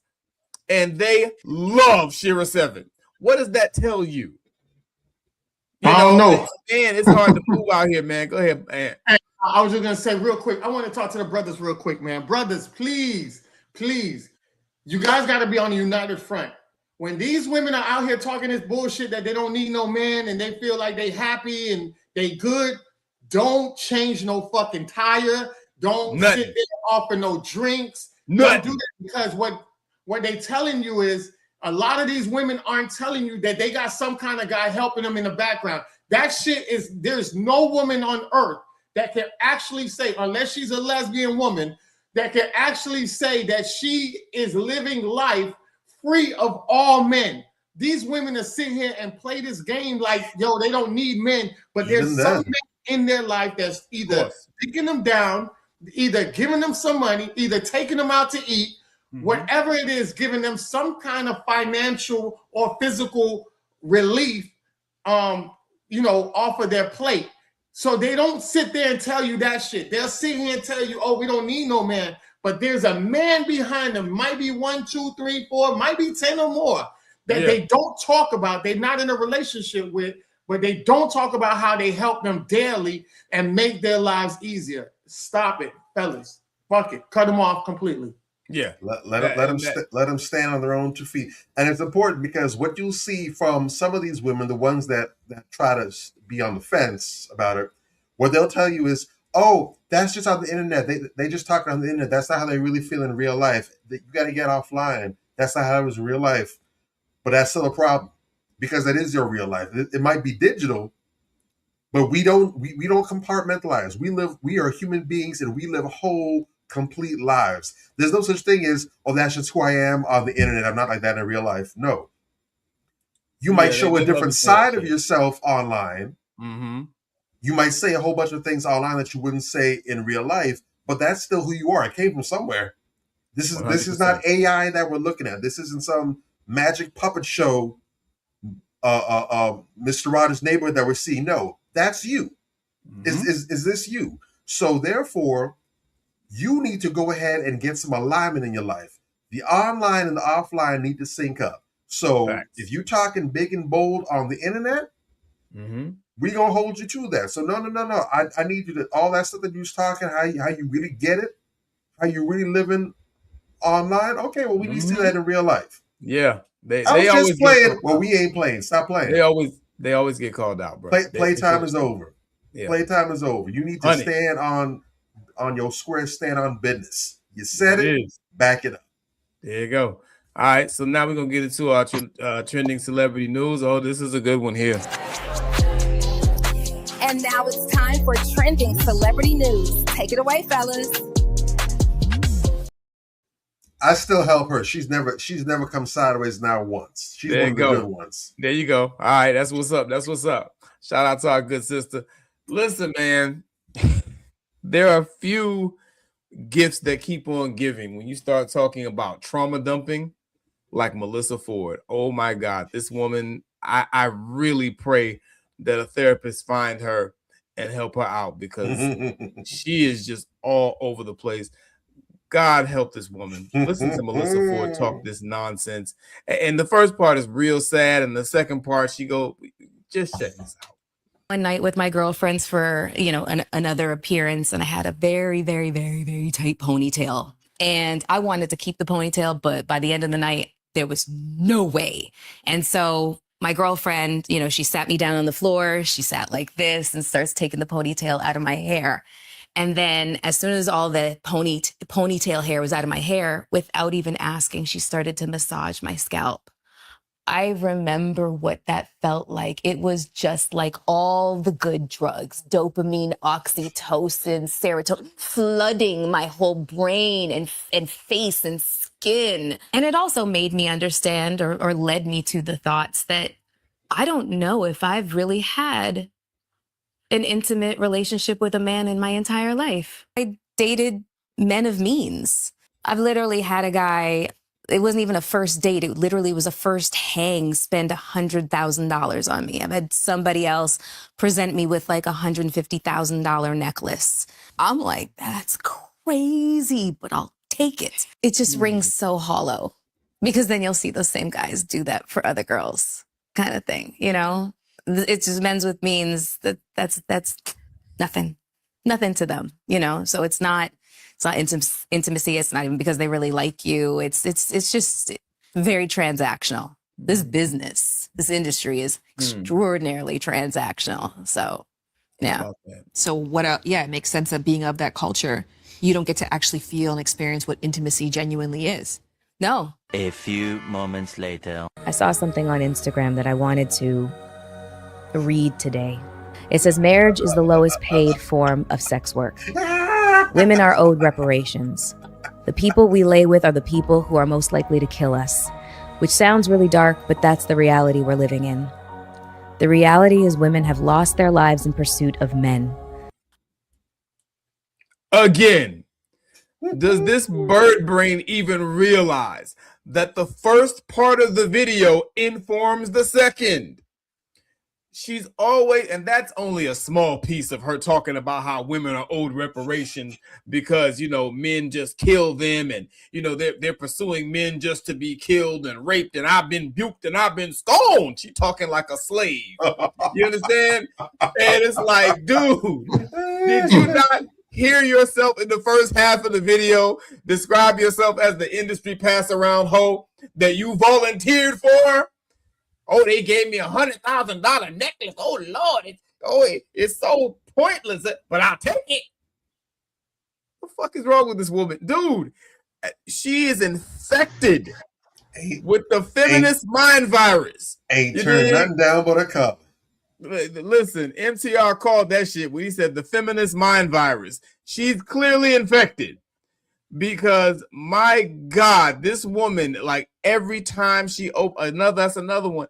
I would like to like Melissa Ford because I grew up watching her in videos or whatever, and people used to always shit on her. You know, the game shitted on her in a song. You don't know Melissa Ford drive a Honda Accord and all this old shit, and everybody else was shitting on her. And I'm like, damn, why don't this get a sister a chance? I don't see the type of shit she do behind the scenes. I'm green as hell. I didn't know about everything going on. To hear a woman who allegedly been around as much as Melissa Ford, you understand what I'm saying, talk about how she's never truly experienced intimacy with a man is diabolical.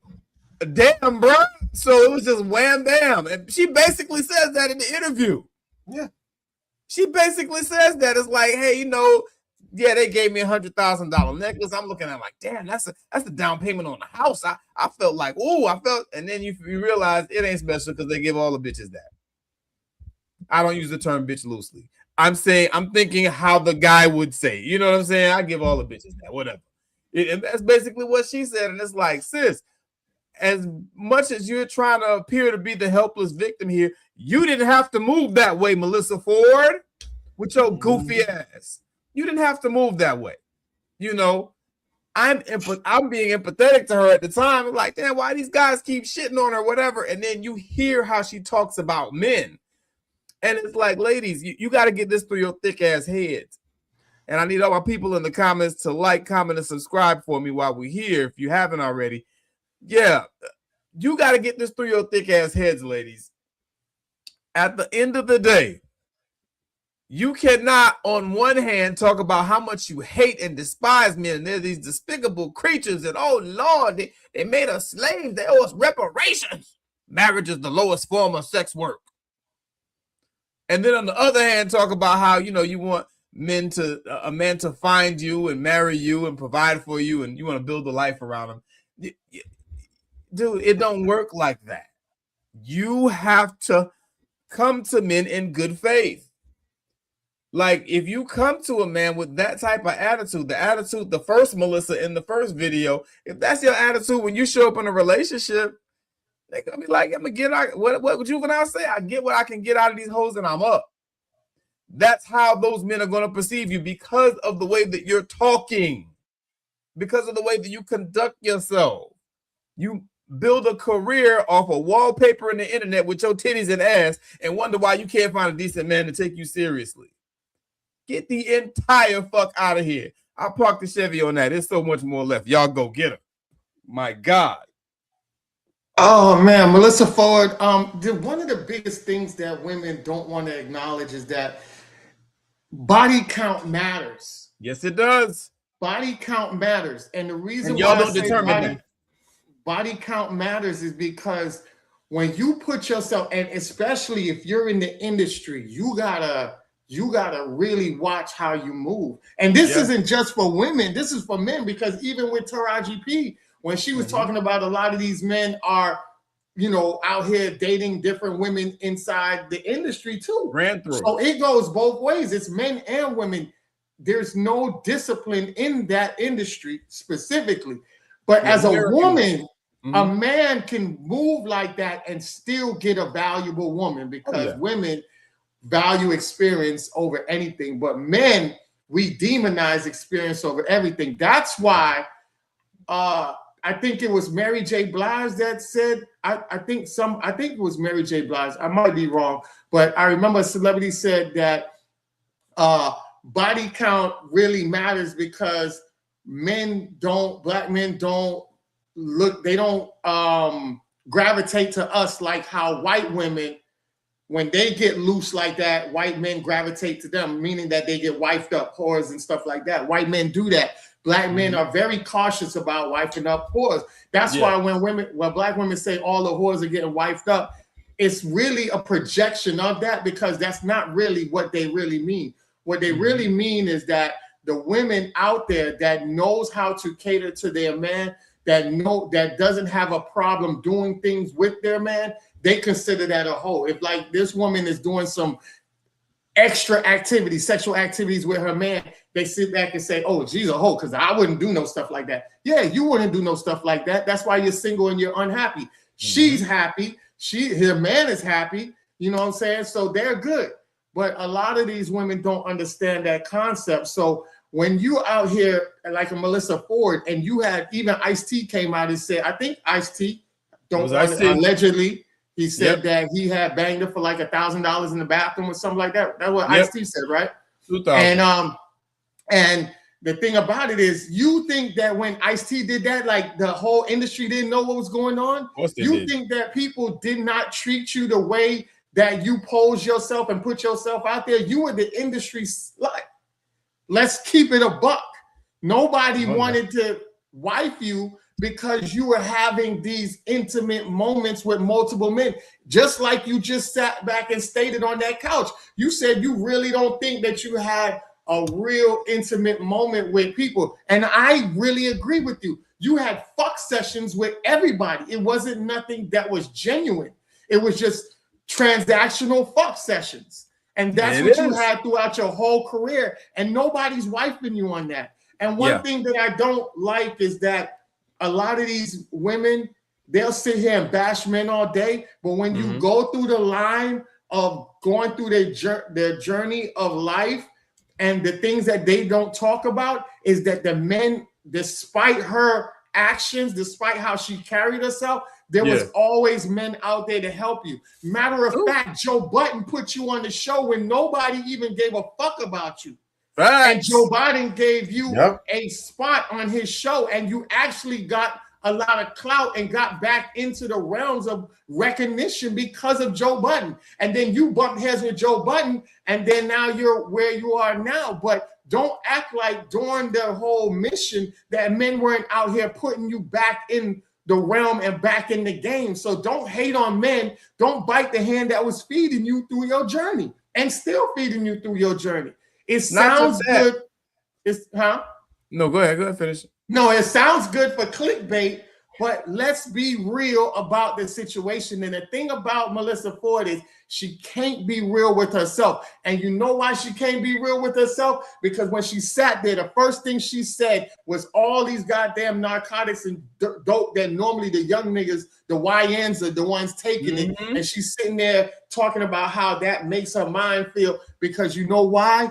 While a woman has to be in sex positions, fuck sessions, when you look at the strippers, they're in the clubs, majority of them are drunk, majority of them are on drugs, because that's the only way you can cope and have that sensible reality with yourself, because knowing what you do with a straight non-alcoholic or non-narcotic mind will have you go insane and crazy, because that's not normal. It's not a normal behavior for a woman to be like that. You weren't designed like that. You are a flower. And when you're going and getting pounded like that throughout, that's why people always make fun about women whose lips look like roast beef. I'm pretty sure you're a pretty woman, but if you probably open your legs, it'd probably tell a different story because of the journey that you went through. So a lot of this is just projection, man. And when you men are running, because remember, you're always on air. Oh, and one thing Lord. about being on air and one thing about being on these podcasts is that it's recorded. So 20, 30 years from now, people could go back and hear the shit that you have done, not only from your mouth, but also from other people's mouth. And do you think that a high value man, a man that you want, is going to sit down and wife a woman like that who has a bunch of skeletons that's not in the closet anymore? It's laid out on Front Street. No man in their right mind will want that part of their legacy, and I'll land my plane on that. Shout out to roast beef. Okay, that's just what it is. You know what I'm saying? That's how we getting down today. You know what I'm saying? Y'all go to Arby's and get y'all a roast beef sandwich. It is what it is, man. And You got to know, be careful, ladies. Got to be careful out here. Hey, Anthony. Lord, they try to take me out of the game on, today, Anthony. man. Okay, put your gloves back on. Bobby, you go ahead. Oh, my God. Woo! Bobby, what you got, bro? You got to follow that shit, right? Good Lord. They're trying to send me to the same place they sent Uncle Charles, y'all. Lord. Oh. Hey. My God. Okay. But the biggest problem is, unfortunately, you ain't wrong. That's the real tragedy here. I'd love to say, Anthony, you're going too hard. You're out of pocket, man. You're lying, but he's not lying. Hey. Can't make this stuff up. Look, man.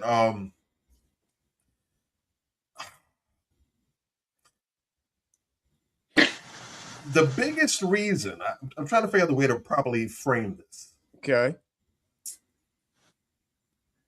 Shout out to Jenny in the chat. That's my good sister right there. Is that you? Okay, I thought you looked familiar. Hey, Jeanette, my friend. What's up now? Here's the thing. Go ahead, Bobby. I said a while ago that I can't remember when I said this. It was probably about maybe several months ago. But I said before, and I will make it a point to say this as often as I can when the situation brings stuff up, because it's important for men to understand this, but it's more important for women to understand this. Okay. Like, yeah, we gonna have some little mentorship right now. Okay.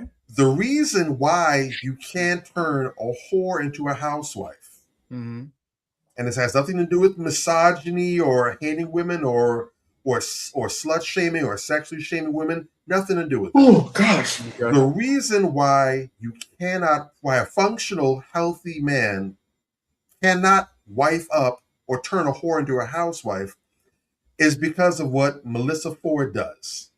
And I want to use her as an example because she, by all images, she's very clean and she's very well presented with it. But the issue isn't physical, it's the mental. It's what's said. It's the perspective, if anything, more than anything else. Yeah. Very much for the same reason which I was talking about before. Strippers and prostitutes and escorts and those women who have to get drunk, who have to get high, who have to do things to take themselves out of their mental state in order to go ahead and deal with multiple men in that capacity. They have to be with multiple men who more than likely are not their type. They're not attracted to them. They're not physically appealing. They're not mentally appealing. They're not good conversationalists. They're very base and fully consumed by the lower nature. It's very transactional. They just want to use them and dump them. But you still have to perform. You have to still engage and entertain them and entertain their fantasies and their mindsets. You have to be a service provider for them. And if you're not good at it, you're not going to get paid. You're not going to be doing it for long. So to have longevity and to stick around, you have to continually warp your mind to get you in that place until either A, you become so numb to it, you don't have to do it anymore, or B, until you develop a substance habit where now you become an addict. And now in a lot of cases, you're even taking your substance of choice as payment in some cases to go ahead and compensate you for it. But the reality is when you do this, you are literally, as a woman, you are subjecting yourself to, by default, the worst caliber and quality of men there are. Even if they're wealthy, even if they have big money, you are still, by and large, putting yourself continually in the presence and in the intimacy of degenerates. Think about that for a minute. Yeah. We're talking about the kind of men that you would not bring your children around. You wouldn't bring around your family. You'd be embarrassed if you were seen in public with these people. Yeah. These are men that if you saw them in the streets in any other context, you'd be disgusted at. But now you have to actually get yourself to a point where you're not just entertaining this person, but you're letting them into your most intimate of spaces. Yeah. How can you possibly repair a mind like that after you've been doing that for so long? I mean, this is been in the game for a hot minute now. And the game, by and large, for the most part, has been good to her, I would say. But really, to be honest, she's really just been more fortunate than others because, like you mentioned, she's had men who've continued to look out for her. Joe Budden is probably the first person to put her in a position where she could make money, be prominent in a figure, and she literally does not have to sell her body. She was on the podcast. People knew about her. She even had a fan base. She's on the #1 podcast in the whole world. Not America, in the world. Urban podcast, but yes. And she gets to sit on the couch, dress as well as she wants to. She doesn't have to show off her body. She's not shaking her ass.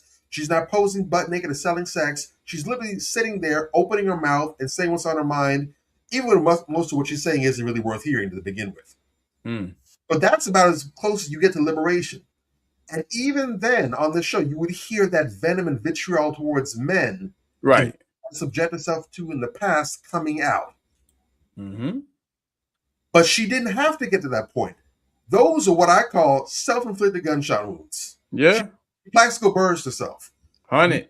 Told you to go and become a video vixen. No one told you to go and put yourself in that industry where you're literally making a living based off of selling sex. From all reports, she was very intelligent in school. She could have gotten a very solid career in Canada. And that's important to note. She's a tether trying to compare what she perceives women to be subjected to as qualifying for reparations. You don't qualify now. Anyway, that's enough. But because of that, look at how she's out here embarrassing herself and putting herself out there.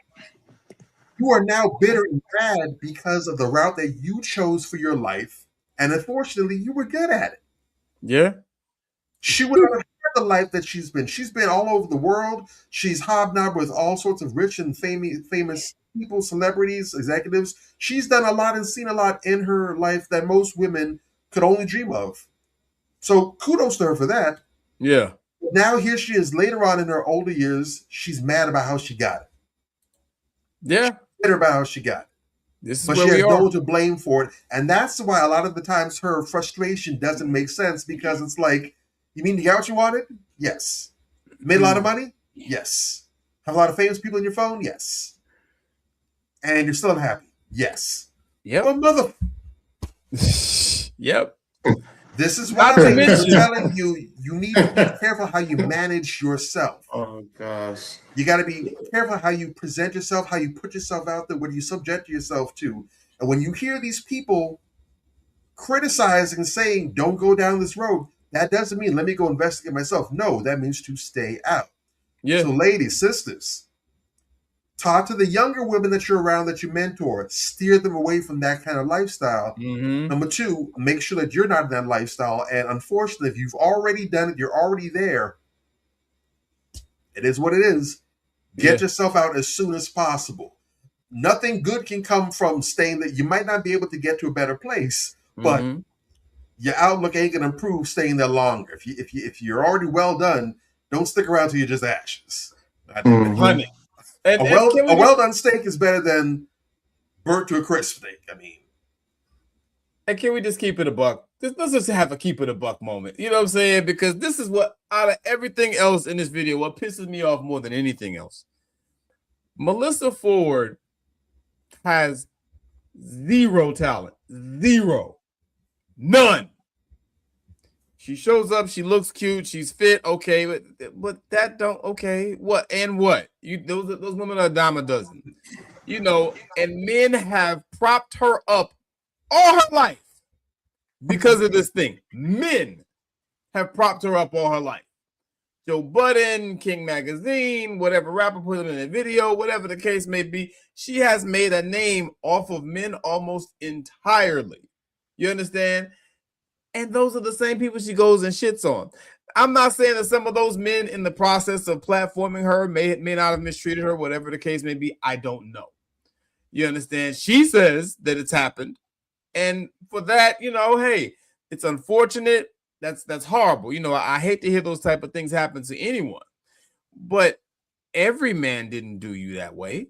And very much like Ari Lennox actually admitted, which I at least respect her for admitting, like you said, Bobby, I'm sure there's plenty of guys that were very nice guys, that were very good, solid quality men early before she started getting that reputation, that were like, oh my God, Melissa Ford, I just want to, give you the world. You know what I'm saying?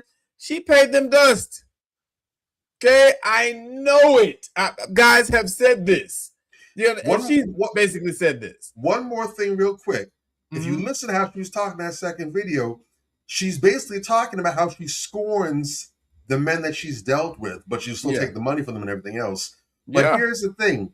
Despite all that, recognizing that a man shelling out all that money on you means nothing when something as simple as basic intimacy, we're not even talking in a sexual manner, but just intimacy. Physical touch, because that's massage. I mean, you can go and pay a massage therapist for that. Yeah. There's nothing necessarily sexual. I mean, you getting a good massage, that can feel orgasmic sometimes, but that is not in and of itself sexual.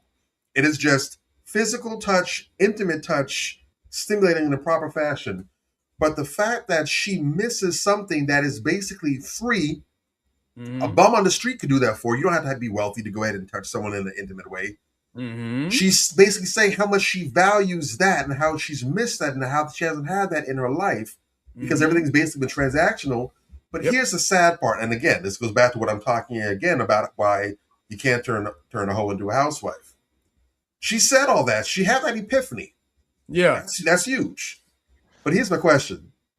With all that being said and all that life being lived, do you think that she's going to turn around tomorrow and entertain a man who's earning $80K a year? Hell no. Who can't afford to flew her out? Hell no.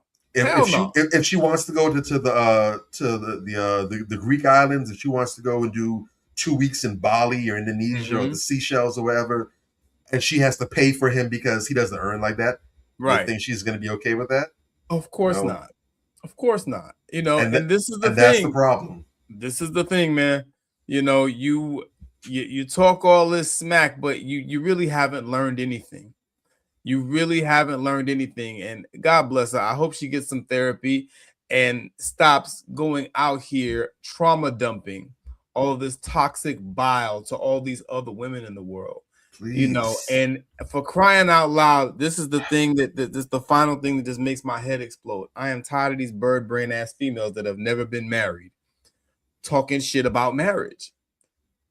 Kendra G, Melissa Ford, Leslie Jones, all these women that nobody wants. You either too old, too damn ugly in Leslie Jones' case, you then aged out of the dating pool.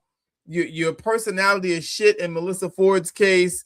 She's also too old. Nobody's checking for you like that. You've never been married, and there's a reason for that. It's not just because all the men are bad. That's not the reason. It's you. And, you don't have a right to come here and shit on marriage, which is something that you've never experienced. How do you know so much about it? Ain't nobody tried to marry your puss ass. I'm just saying. Let me say something again. I'm not trying to drag this out, but let me just say one more brief thing about it. Okay. I fully give credit to the notion of the wall. The wall is a real thing. The wall is a real thing. The wall exists for women and men alike. Some dudes don't like to hear that, but it is true. Okay. It varies, but it's true. But here's the thing. There are some women, as far as the way we know the wall to be, who the wall doesn't really exist. It doesn't have to exist the way we think about that. True. The biggest element to the whole concept of the wall is being past your childbearing years, when most men would want to do that. But here's the thing. Once you reach a certain age, once you reach your 30s, 40s, there are definitely people back on the dating market who've been divorced, they're widowers, they're separated, what have you, who already have children. They're probably not even interested in having children again. They wouldn't want to do it or whatever. And they'd be perfectly fine with getting with a woman who already has children or who doesn't have and isn't interested in having it. And that's fine. And Melissa Ford, I got to give her credit. She's a gorgeous sister. She's taken very good, exceptional care of herself over the years. She looks amazing. She's definitely taken a dookie on a lot of women half her age. She is. Yeah. The reason that women like that, I'll include people like Lisa Ray. Again, they look great for their age. Tracy Ellis Ross. I don't know about that. You was doing good with Melissa Ford. We can leave it there, but go ahead, make your point. They look rough. Maybe for you and me, but there's a lot of dudes who, if they were on track, they'd be going.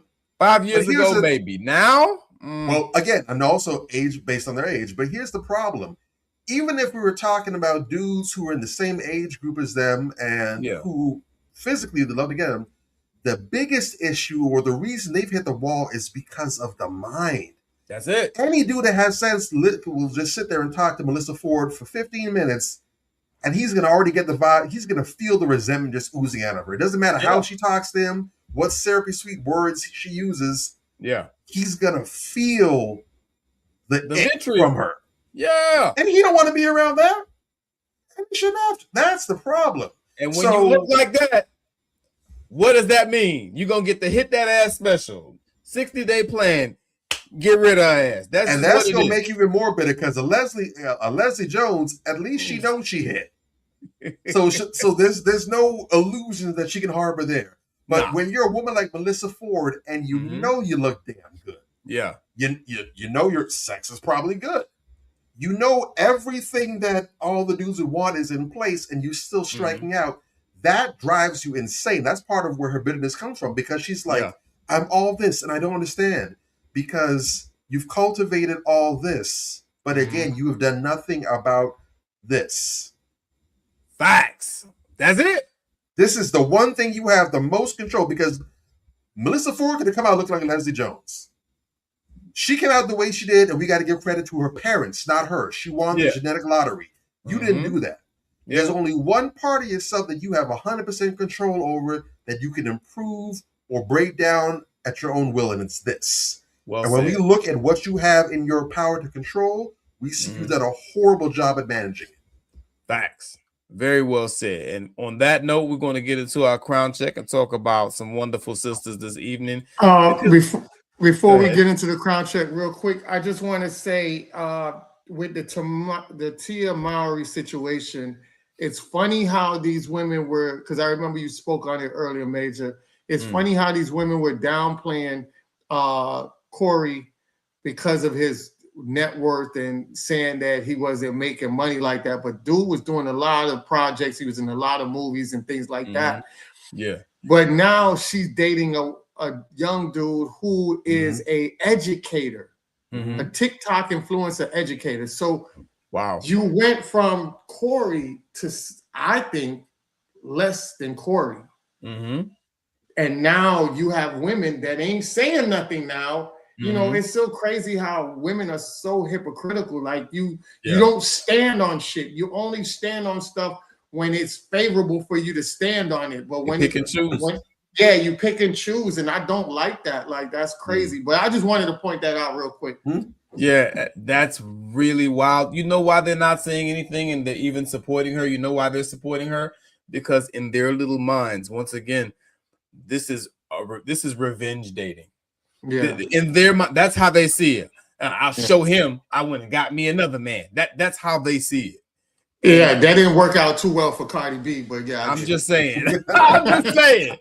But this is how the sisterhood thinks. This is how. What do you mean? She got on stage and she was strumming her banjo for everyone to see. What you talking about? She was winning. Yeah. Oh my God. Yeah, she was winning and then felt stupid when that man brought his baby mamas to the game. She played air guitar. Yeah, and you spend $1 million on this party too, God. Just trash. Anyway, let's go ahead and get into the crown check, fellas. Let's do it. This is the crown check segment where we honor. This is the crown check segment where we honor our queen. God hate me. What the hell, man? Like, bruh, what are we doing? Okay. So they're not going to give us our crown check introduction. So we're just going to go ahead and do the crown check. My God. Okay, great. I have a bunch of people disagreeing with me, especially females, but mandatory DNA testing should be required before the father signs the birth certificate, married or not. If you want to go be a hoe in peace. But don't try to put a baby on a man that the baby don't belong to. Shout out to our good TikTok sister there for doing the intro. Mandatory paternity tests are the order of the day. I saw this on Ant's page, and I had to give this sister the crown check for this week. Shout out to our Missouri State Representative, Tanya Rush. Tanya Rush, can you please come to the front of the congregation?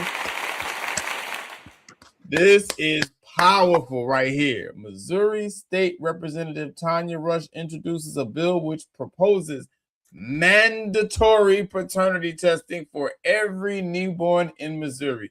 And listen, this is something that I've been feeling this for a while, that this needs to be a thing because we have so many lying women out here, that are putting these babies on men that they don't belong to. And something needs to be done about that. I think they should be criminalized. At the end of the day, I think it should be made into a crime, and they should be criminally charged for doing things like that. But this sister, it has not been passed yet. But to have the wherewithal and presence of mind to even bring up this type of legislation says a lot about this sister, at least in this particular political capacity, and how she thinks and how she moves. And I think that's a major issue that will actually protect men. See, I'm with the sisters, like Ant said last week. I'm with the sisters that look out for and protect men. I protect them like they protect me.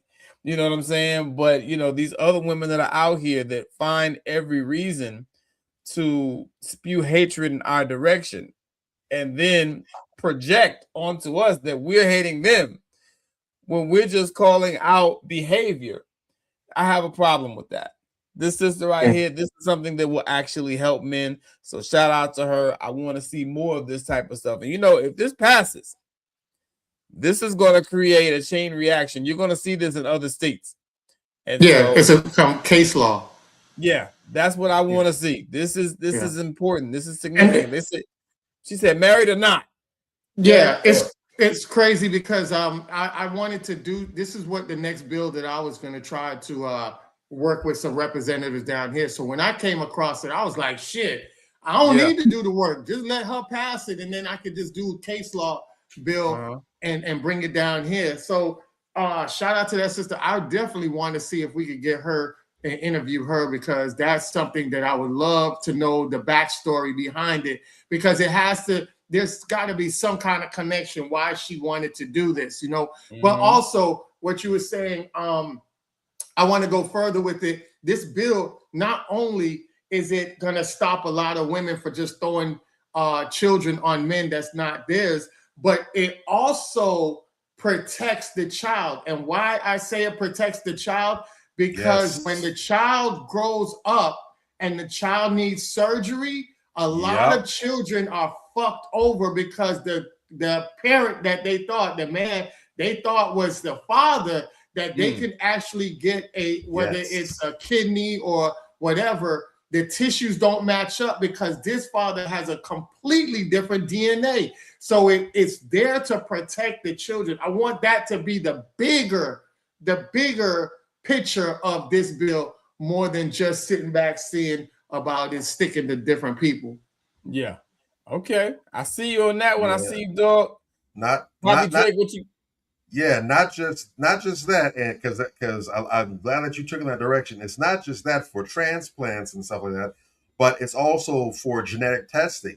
There are certain conditions that people have certain predispositions towards things, and anyone that's been to a doctor for physical, especially as an adult, that they'll ask you, do you have any history of such and such in your family? Do you have this XYZ or whatever? There are certain things that can be monitored and even prevented or even taken care of early if they know to look for it. But if there's a certain genetic condition that you have that's in your father's side of the family that they don't know about with you because they're thinking that, oh, this is my dad and he's perfectly fine, they can miss some of those things. Mm-hmm. Right? Mm-hmm. There have been people who've had their lives saved literally because certain things got caught only because they had elite care. I remember there's one NBA player. I forgot who he played for. This was back, I think, in 2022. I can't remember his name, but he actually had a rare heart disorder that he had that could have literally taken his life, and he could have died early. And the only reason they were able to pick him up because, as an NBA athlete, as a professional athlete, they get the best healthcare and everything, and they have the best screenings. And so they just so happened because they're running extra tests and they had the best quality of physicians and medicine, they were able to accidentally pick this up and hey, everything else is cool, but did you know that you have this? Oh no. And so they found that only because they ran that kind of testing, but it works the same way with other people. If they know that, hey, there's a history of a disease like this in your family, now we can screen for it. Now we can catch up on it. But if they don't know, half of your DNA is unknown, they can't do that, and you're just gambling. And then worst case scenario, they come to find out that you're in this kind of condition, and then it comes out, oh, by the way, that ain't your real dad. Yeah. So the family's already in turmoil because of your health situation. And now it's worse because now you have to deal with the stress of finding out that this isn't my real father. Right. Everything's topsy-turvy. Don't work. But big ups to that sister. And for the record, go ahead and keep up with her. I'd love for her to be on our platform for real. So with further information about her, she is a Democrat serving the Missouri House District 67 since January 2025. She's also focused, so she's not just a one-trick pony. She's also focused her legislative agenda on healthcare access, housing stability, and working families.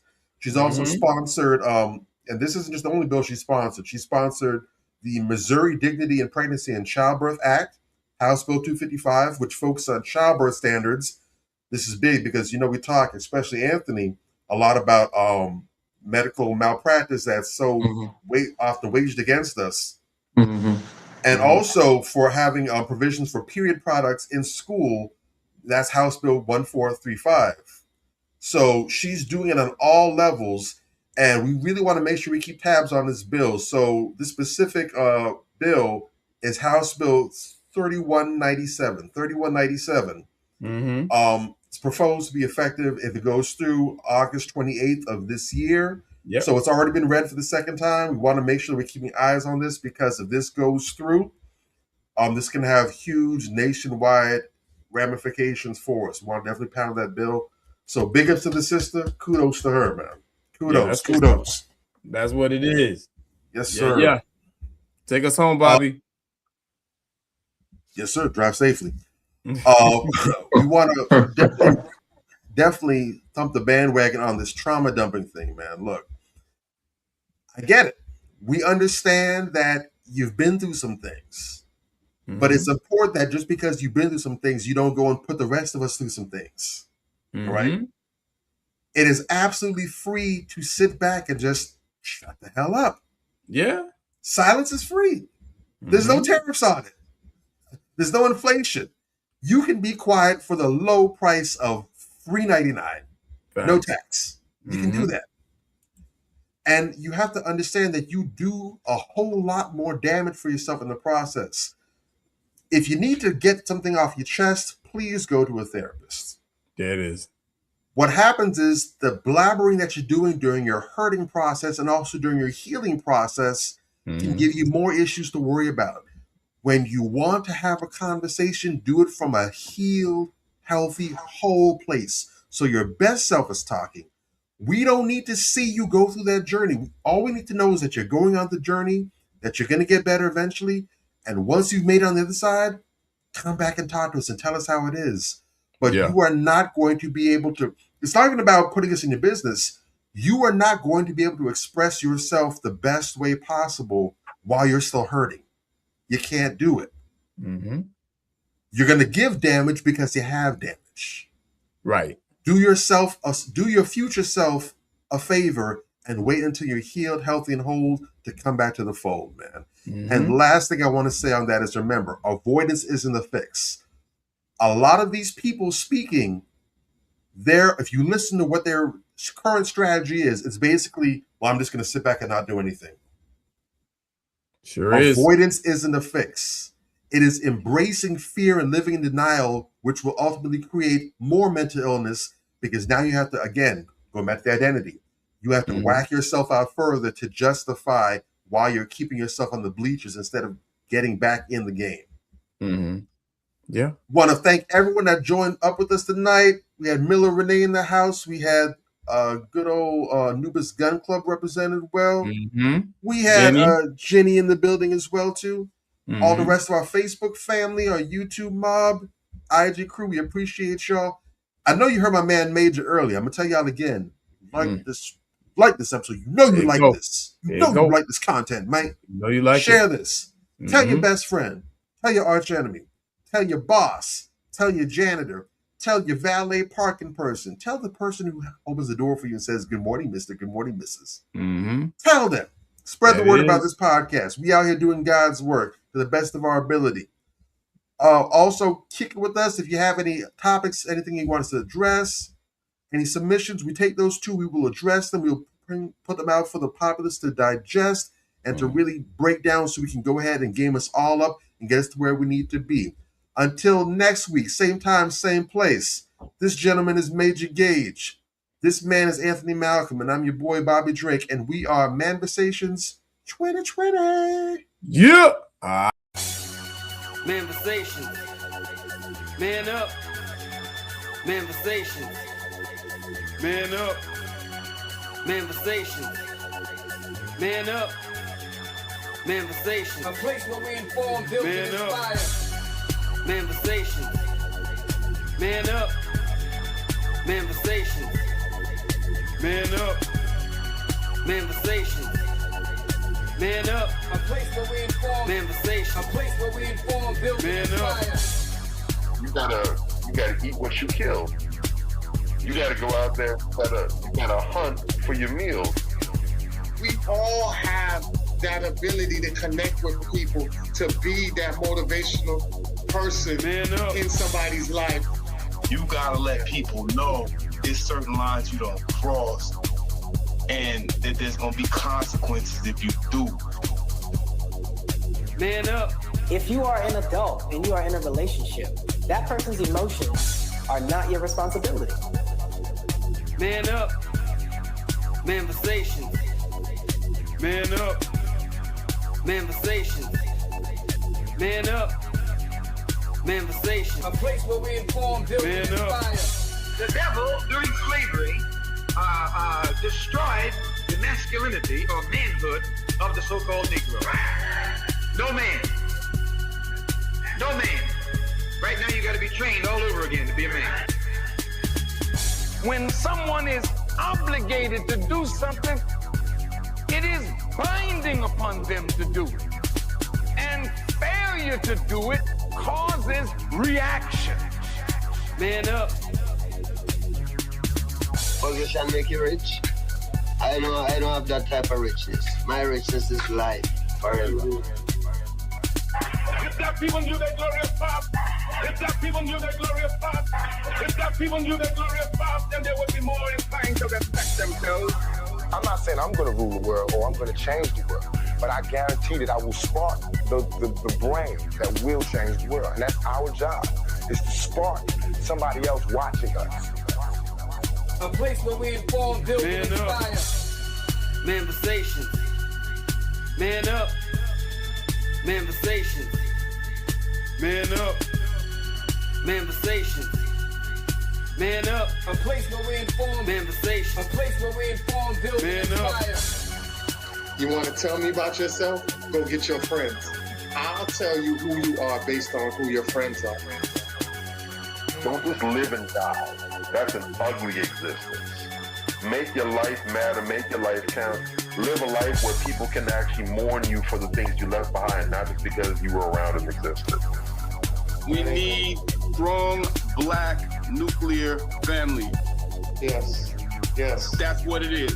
Mother, father, son, daughter, all in the same house with a focus on the family unit as a whole. We had Tulsa, Atlanta, New Jersey, Detroit. We had Rosewood. We had Black Wall Streets all over. The Republicans aren't for us, but the Democrats aren't for us either. And we should have no alliance to any political party. We only have alliance to what is in our own best interest. A place where we inform, build, and inspire. Manifestations. Man up. Manifestations. Man up. Manifestations. Man up. A place where we inform. Manifestations. A place where we inform, build, and inspire. At the end of the day, as men in the community, we must stand together and be counted because people look to us for guidance, leadership, and protection. And if we are not about that business, we are not on our job. Here we have grown-ass man conversations in the spirit of that purpose. Anthony Malcolm, Bobby Drake, Major Gage, we are. This is Manifestations 2020. Manifestations. Man up. Manifestations. A place where we inform, build, and inspire.